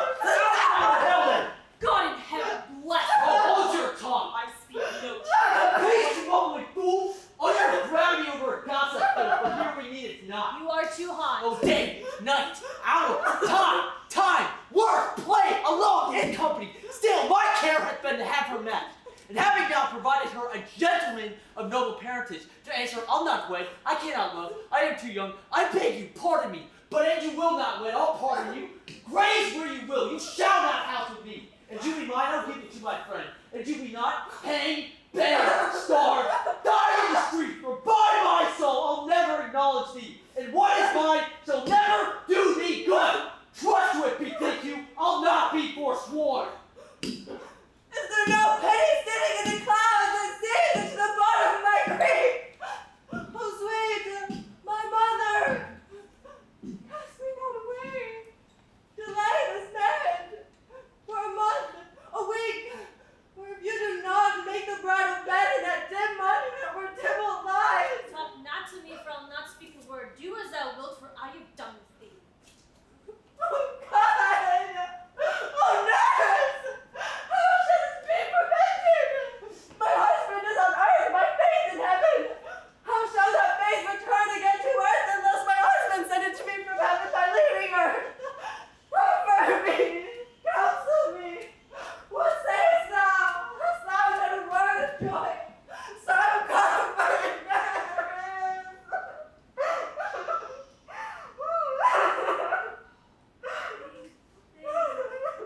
Here it is. Romeo is banished and all the world to nothing. He dares never come back to challenge you, or if he do, it needs must be by stealth. Then, since the case stands as it now doth, I think it best to marry with the county. He's a lovely gentleman. Be sure my very heart. I think you happy in this second match, for it excels your first. Or if it did not, your first is dead. Or 'twere as good he were, as him living here and you no use of him. Speakest thou from thy heart? And my soul too, else you shew them all. Amen. Thou hast comforted me marvelous much. Go in, tell my lady I am God, having displeased my father towards himself.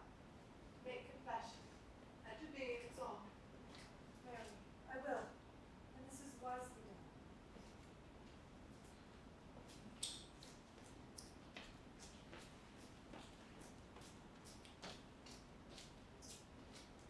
Ancient damnation! A most wicked fiend! Is it more sin to wish me thus forsworn, or to dispraise my Lord with that same tongue which ye have praised him with above compared so many thousand times?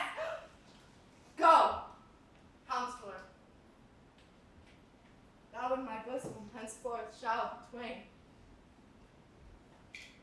How to the friar to know his remedy? All else fail,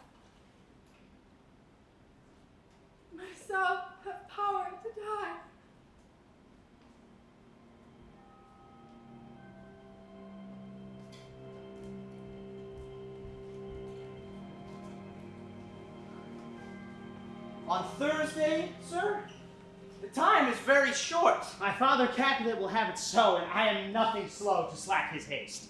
You say you do not know the lady's mind. Uneven is the course, I like it not. Immoderately, she weeps for Tybalt's death. Therefore have I little talk of love, for Venus smiles not in a house of tears. Now her father do count it dangerous that she doth give her sorrow so much sway, and in his wisdom hastens our marriage to stop the inundation of her tears, which too much minded by herself alone would be put from her by society. Now do you know the reason for this haste? I would I knew not why it should be slowed.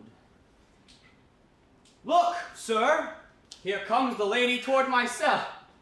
Happily met, my lady and wife. That may be, sir, when I may be a wife. That may be, must be, love, on Thursday next.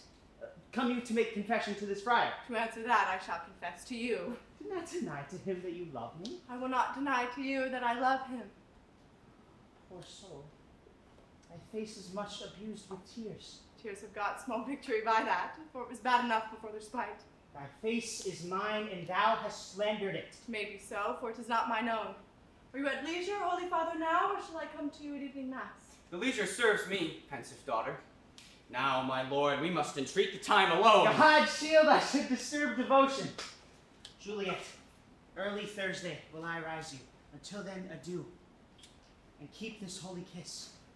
Oh, shut the door! And when thou hast done so, come weep with me! Past hope, past care, past hope!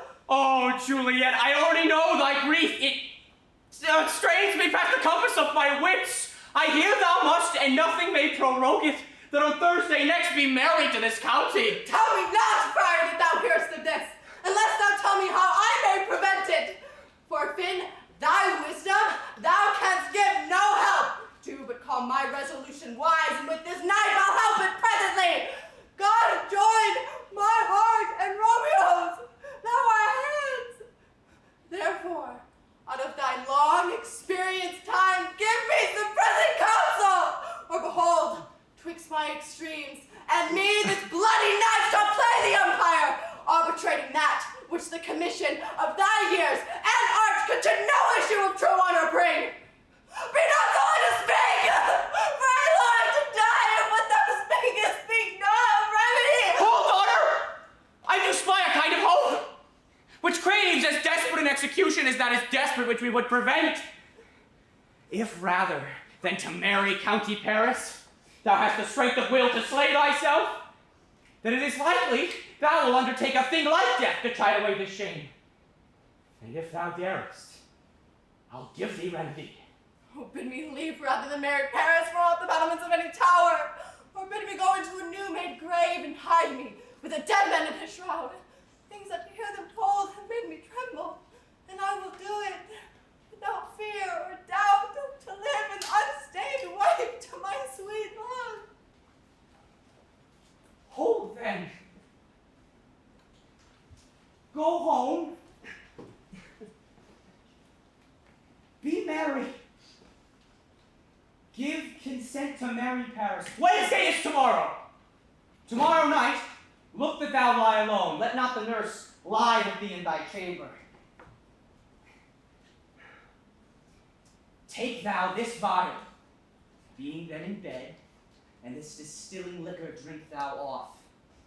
When presently through all thy veins shall run a cold and drowsy humor, shall stiff and stark and cold appear like death, and in this borrowed likeness of shrunk death thou shalt continue 42 hours, and then awake as from a pleasant sleep. Now, when the bridegroom in the morning comes to rouse thee from thy bed, there art thou dead. Then, as the manner of our country is, thou shalt be borne to that same ancient vault where all the kindred of the Capulets lie. In the meantime, shall Romeo by my letters know what drink?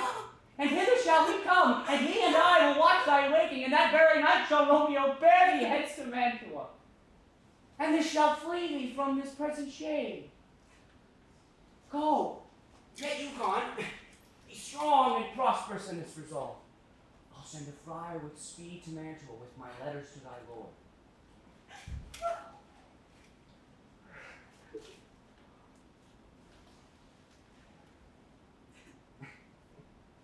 Farewell. dear father.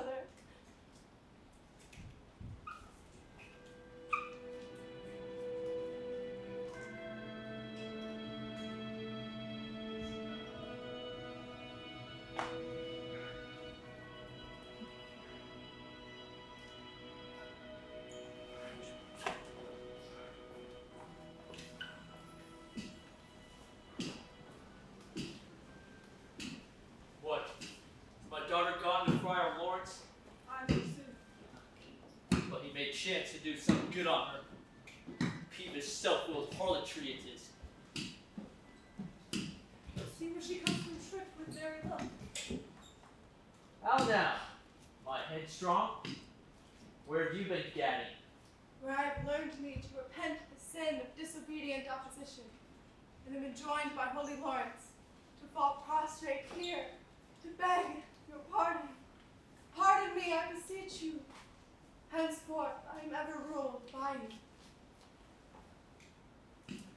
Send for the county. Go tell him of this. I'll have this knot slit up tomorrow morning. Nurse, will you go with me into my closet to help me sort such needful ornaments as you think fit to furnish me tomorrow? No, not till Thursday. Go, nurse, go with her. We'll to church tomorrow. We shall be short in our provisions Sunday night. Not church.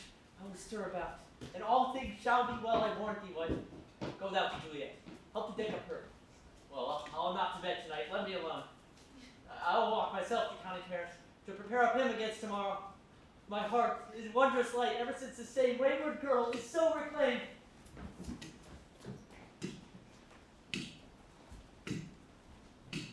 Aye, those are tired are best. But gentle nurse, I pray thee, leave me to myself tonight. For I have need of many orisons to move the heavens to smile upon my state, which well thou knowest is cross and full of sin. Yes. Oh, daughter, need you my help? No, madam. We have called such necessaries as are behooveful for our state tomorrow. So please you, let me now be left alone and let the nurse this night sup, for I'm sure your hands are full on this sudden business. Good night. Get thee to bed and rest, and thou hast need.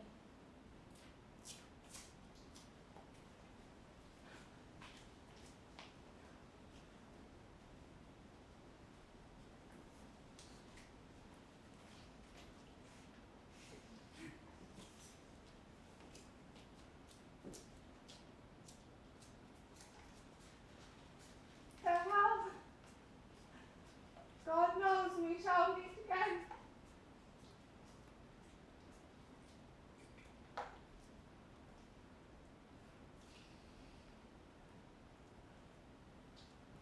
I am faint. Cold fear thrills through my veins. I'll call them back to comfort me. Nurse! What should she do here? My dismal scene. I needs must act alone. Come, Violet.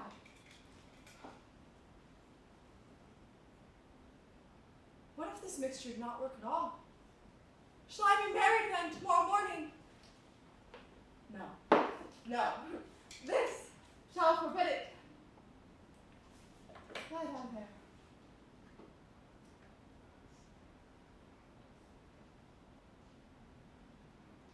What if it be a poison, which the friar suddenly hath ministered to have me dead? Lest in this marriage he should be dishonored, because he married me before to Romeo. Fear it is. And methinks it should not. He hath still been tried, a holy man. How if, when I'm laid into the tomb, I wake before the time that Romeo comes to redeem me? There's a fearful point. Shall I not then be stifled in the vault, to whose foul mouth no wholesome air breathes in, and there die strangled ere my Romeo comes? Or if I live, it is not very like the horrible conceit of death and night together with the terror of the place, where for this many hundreds of years the bones of all my ancestors are packed, where bloody Tybalt lies with green earth is festering in his shroud. Oh, if I wake, shall I not then be distraught, environed with all these hideous fears, and madly play with my forefathers' joints and pluck the mangled Tybalt from his shroud, and in this rage as if from great kismet bones of the club, dash out my death embrace! Oh, look,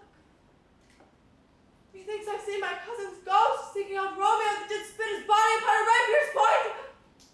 Stay, Tybalt! Stay! Romeo! Romeo! Romeo! You drink! I drink to thee!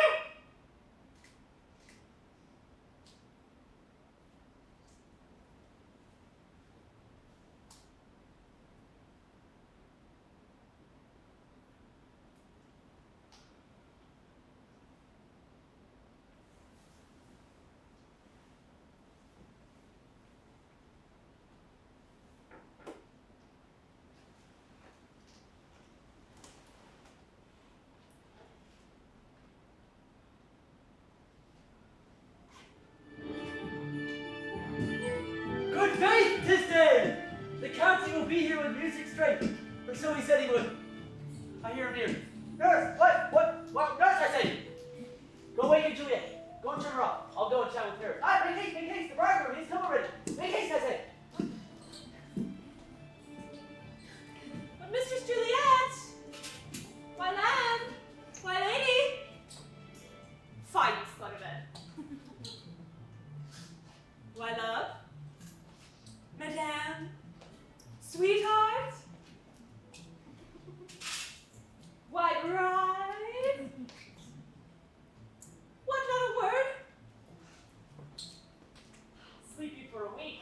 But the next night, I warned, the county terrace has set up his rest that she should rest but a little. Oh, God forgive me, God forgive me.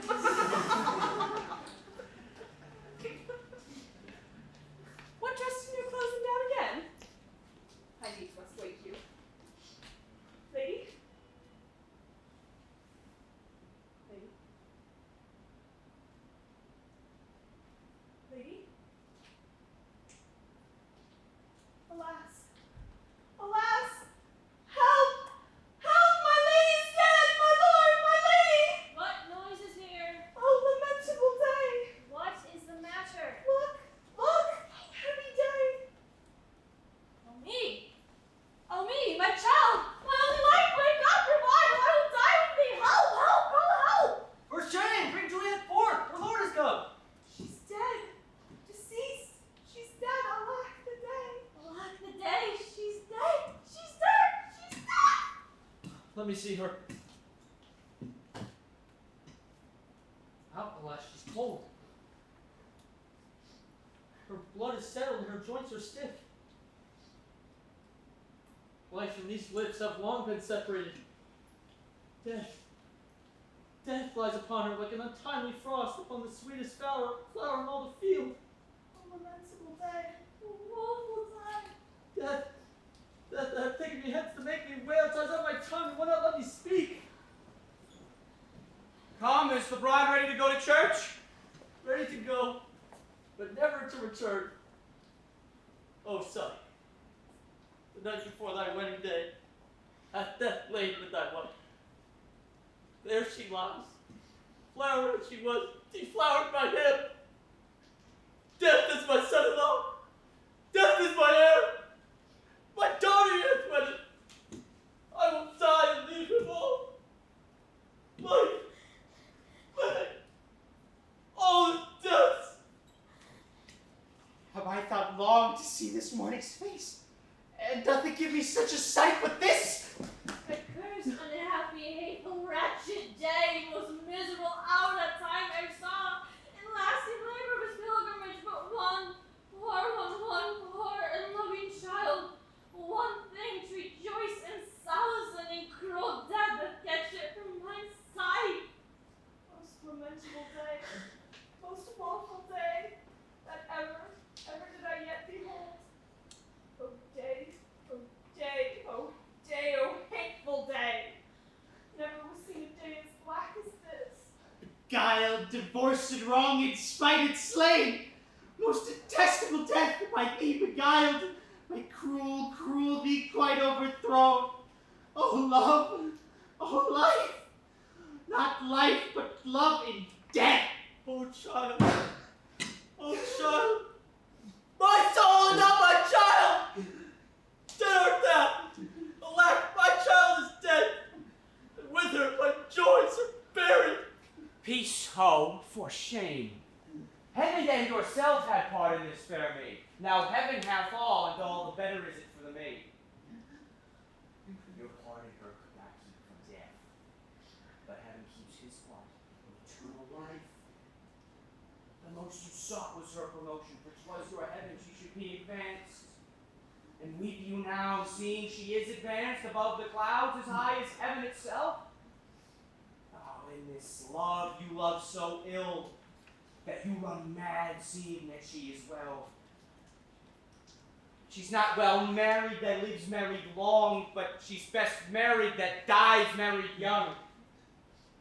In her best array, bear her to church. For our fond nature bids us all lament, yet nature's tears are reason's merriment.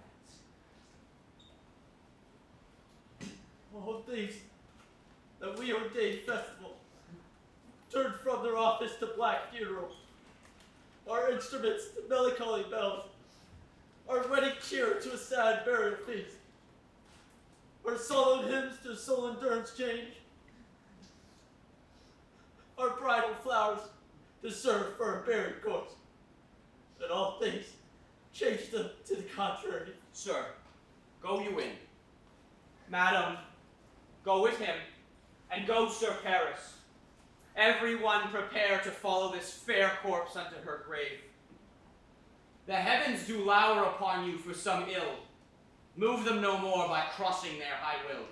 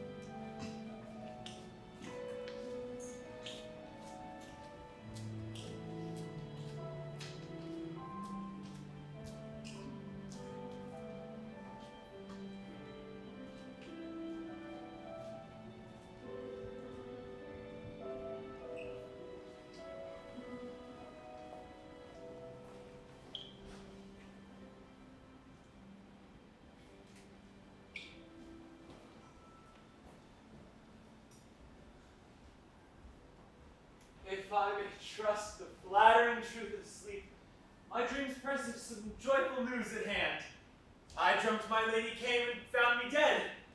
Strange dream that gives a dead man leave to think.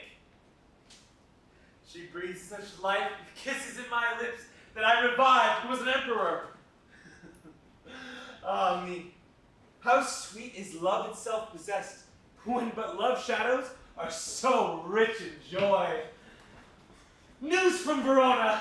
How now, Balthazar? Hast thou no letters to me from the friar? How is my lady? Is my father all right? How is my Juliet? This I ask again, for nothing can be ill if she is well. When she is well, nothing can be ill. Her body sleeps in Capel's monument, and her immortal part with angels lives. I saw her lay low in her kindred's well, and presently took post to tell it you. Oh, pardon me for bringing these ill news, since you did leave it from my office, sir. Seeing so,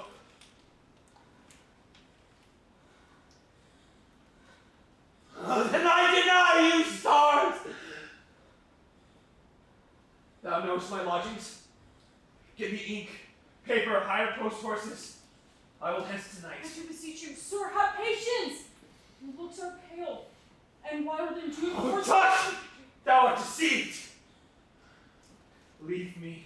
Do the thing I bid thee to do. Hast thou no letters to me from the friar? No, my good lord. No matter. Get thee gone, hire those horses, I will be with thee straight.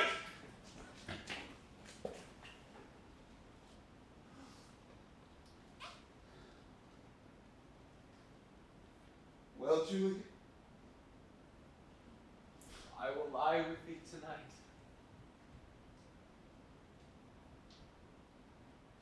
I do remember an apothecary, and hereabout he dwells, in tattering weeds, overwhelming brows, culling of simples. Noting this penury to myself, I said, if ever a man did meet a poison whose sale is present death in Mantua, here lies a Juniper wretch who would sell it to him. How this thought did forerun my need. And now this same needy man must sell it me. And if I remember right, this be his house. What ho! Apothecary! Who calls so loud? Oh, come hither, man!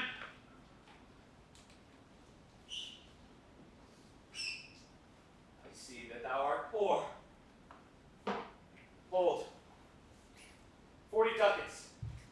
Give me a dram of poison, such soon speeding here, that the life-weary taker may fall dead. Such mortal drugs I have, Mantua's law is death to any he that utters them. Art thou so bare and wretched and fearest to die? Famine is in thy cheeks. Need and oppression starveth in thy eyes. Contempt and beggary hangs on thy back. The world is not thy friend, nor the world's laws. So break it. Take this. Be not poor. My poverty, without my love of sense. I pay thy poverty, not thy will. Put this in any liquid thing you will and drink it off. Had the strength of 20 men, it would dispatch you straight. Here's thy gold. Worst poison to men's souls. I have sold you poison. Thou hast sold me none. Farewell. Buy food. Get thyself in flesh. Come, cordial, not poison. Come with me to Juliet's grave. There I must use thee.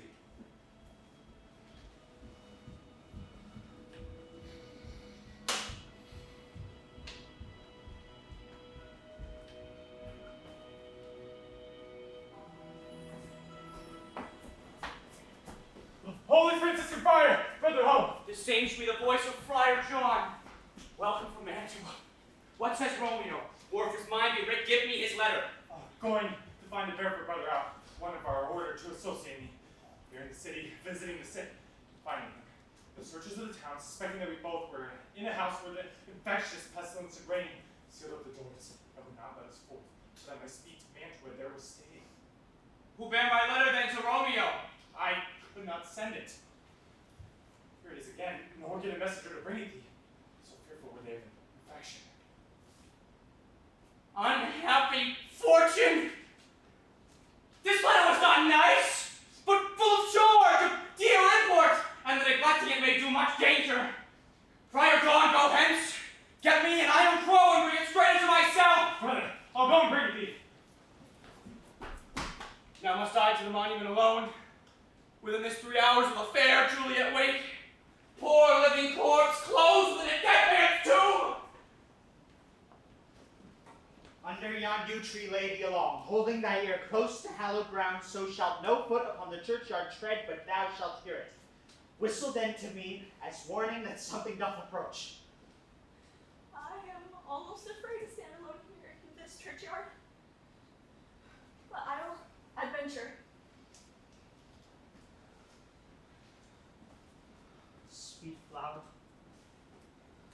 flowers thy bridal bed I strew, which with sweet water nightly I will do. The obsequies that I for thee shall keep shall nightly be to strew thy grave and weep.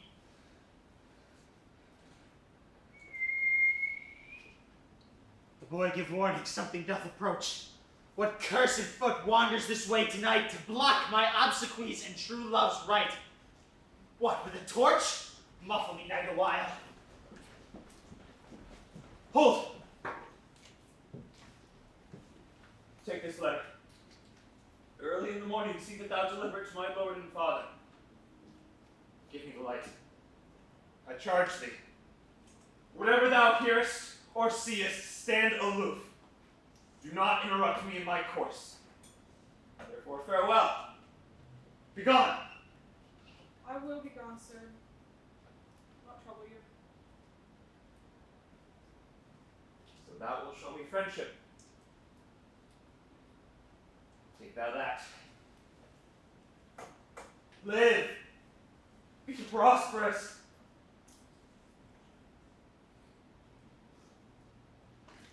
Farewell, good fellow. For all this same off I may hear about. His looks like fear and his intents I doubt.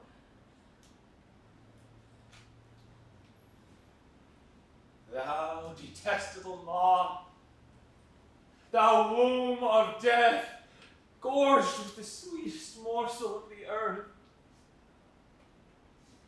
Thus I enforce thy rotten jaws to open, and in despite I will cram thee more with food. This is that banished haughty Montague that murdered my love's cousin, which with grief it is supposed the fair creature died, and now has come here to do some villainous shame to the dead bodies. I will apprehend him. Stop thy unhallowed toil, vile Montague! Can pursuit of vengeance go further than death? Condemnable villain, I do apprehend thee for a felon here. Obey and go with me, for thou must die. Indeed I must, therefore came I hither. Good, gentle youth, tempt not a desperate man. Put not another sin upon my head by urging me to fury. By heaven, I love thee more than myself. Therefore came I hither, armed against myself. I do deny thy commination and apprehend thee for a villain here. Wilt thou provoke me? Have at thee, boy. Oh, yes! I will go call the friends!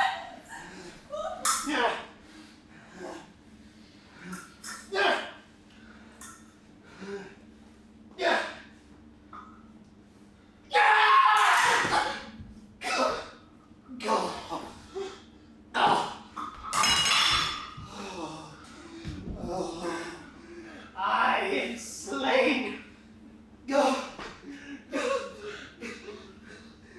If thou art merciful, open the tomb. Lead me to lift you the end.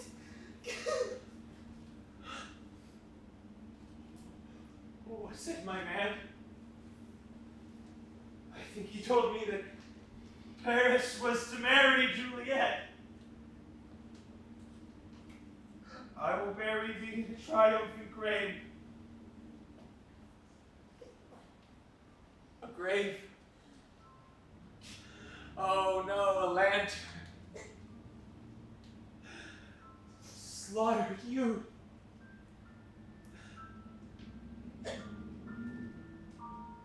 For here lies Juliet. Her beauty making this vault a feasting presence full of light.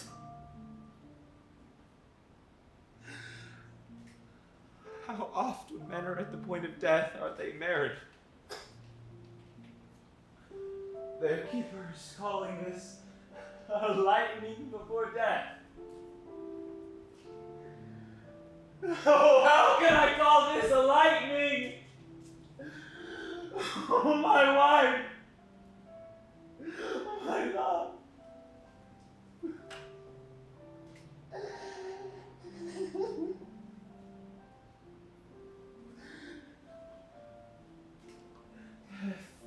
It had sucked the sweet honey from thy breath. It had no effect yet upon thy beauty. Sweet Juliet, why art thou yet so fair?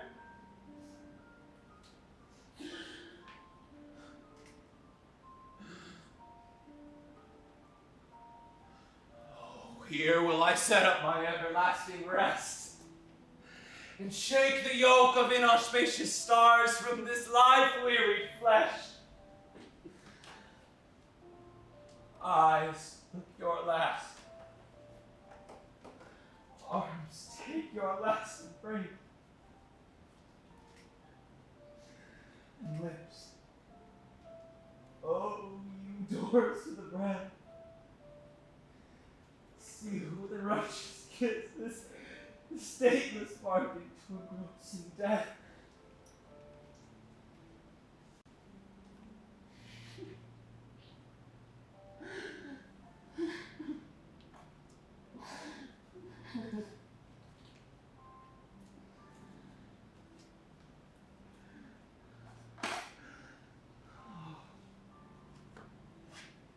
Come, bitter conduct.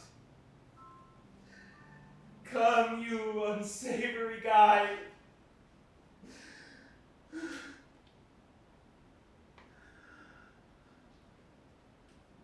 Here's to thy love.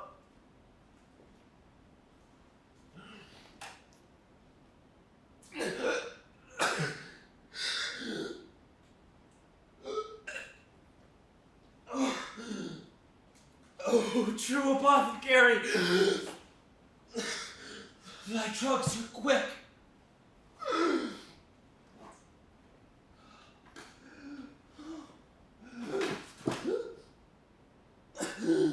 Thus, with a kiss, I die.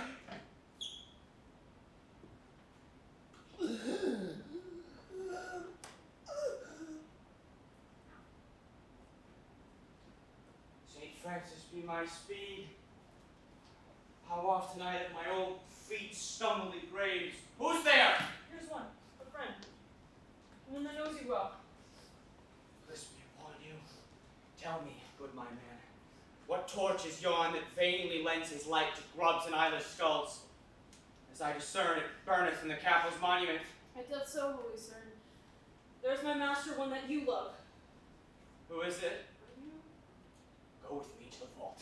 I dare not, sir! Stay then! I'll go alone! Fear comes upon me. Oh, much I fear some ill, unthrifty thing. As I did sleep under this yew tree here, I dreamed my master and another fought, and my master slew him! Alack! Alack! What blood is this which stains the stony entrance of this sepulchre? What mean these masterless and gory sores till I discolored by this place of peace? Romeo! Oh, pale! What an unkind hour is guilty of this lamentable chance! The lady stirs.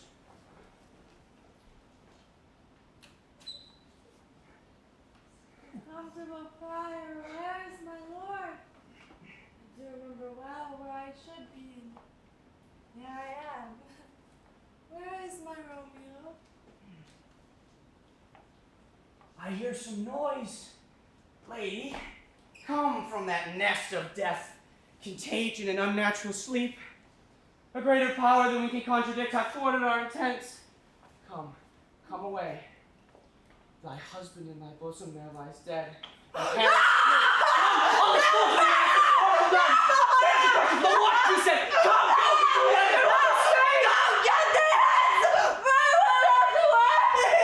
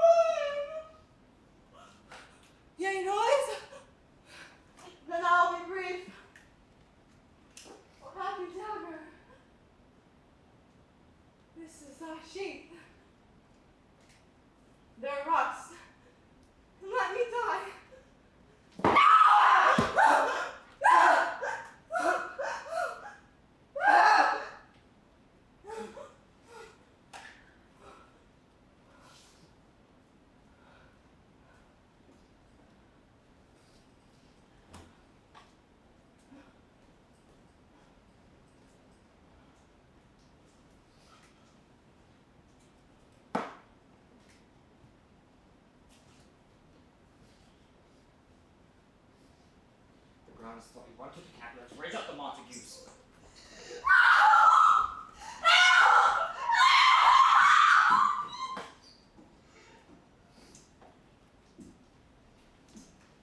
What is it so that is so shrieked abroad? All the people in the streets cry Romeo, some Juliet, some Paris, and all run an open outcry for our monument.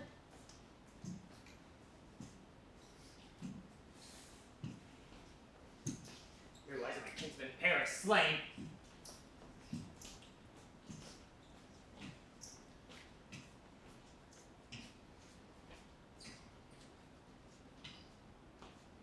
And Romeo dead. And Juliet dead before, warm and new killed. Search, seek, and know how this foul murder comes. Oh heavens! Oh wife, look how our daughter bleeds! This dagger hath mistaken. Below his house is empty on the back of Montague, and hath misshapen in my daughter's bosom.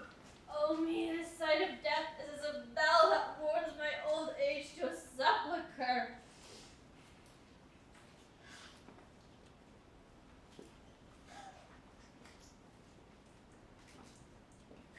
Come, Montague. For thou art early up to see thy son and heir, now early down. Alas, my liege. My wife is dead tonight. Grief from my son's exile hath stopped her breath. What further woe conspires against mine age? Look, and thou shalt see.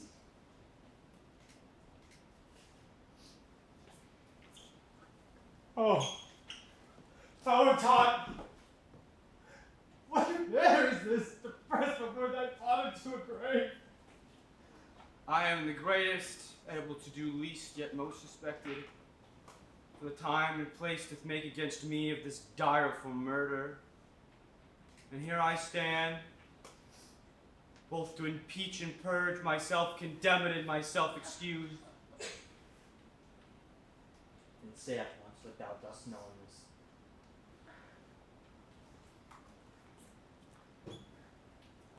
Romeo, there dead, was husband to that Juliet, and she, there dead, that Romeo's faithful wife. I married them, and their stolen marriage day was Tybalt's doomsday, whose untimely death banished the new-made bridegroom from this city. You, to remove that siege of grief from her, betrothed and would have married her perforce to County Paris. Then comes she to me, and with wild looks bids me devise some mean to rid her from this second marriage, or in my cell there would she kill herself. Then gave I her, so tutored by my art, a sleeping potion, which so took effect as I intended, for it wrought on her the form of death. Meantime I writ to Romeo that he should hither come, as this dire night, to help to take her from her borrowed grave. But he which bore my letter was stayed by accident, and yesternight returned his letter back. Then, all alone, at the prefixed hour for awaking, came I to take her from her kindred's fold, till I conveniently could send to Romeo.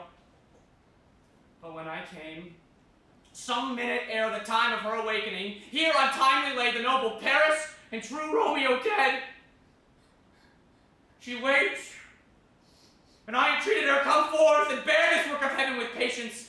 But then a noise did scare me from the tomb, and she too desperate would not go with me, but as it seemed did violence on herself.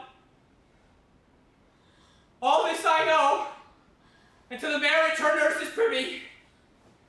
And if aught in this miscarried by my fault, let my own life be sacrificed some hour before his time unto the rigor of severest law.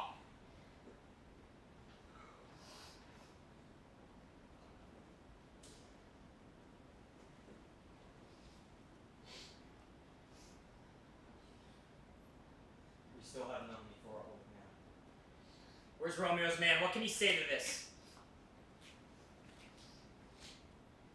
I brought my master news of Juliet's death.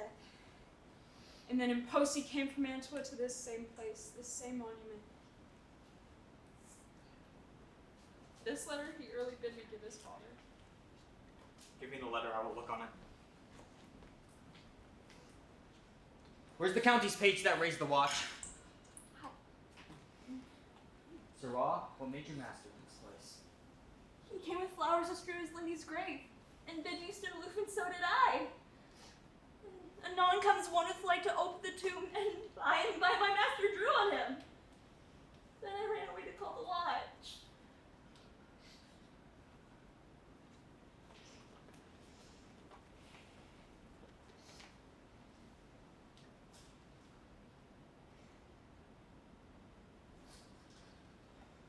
This letter doth make good the friar's words. The course of love, and tidings of her death.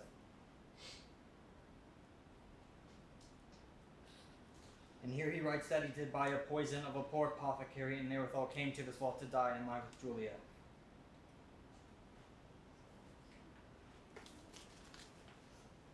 Where be these enemies? Capulet, Montague. See what a scourge is laid upon your hate, that heaven finds means to kill your joys with love. And I, for winking at your discords, too have lost a brace of kinsmen. All are punished!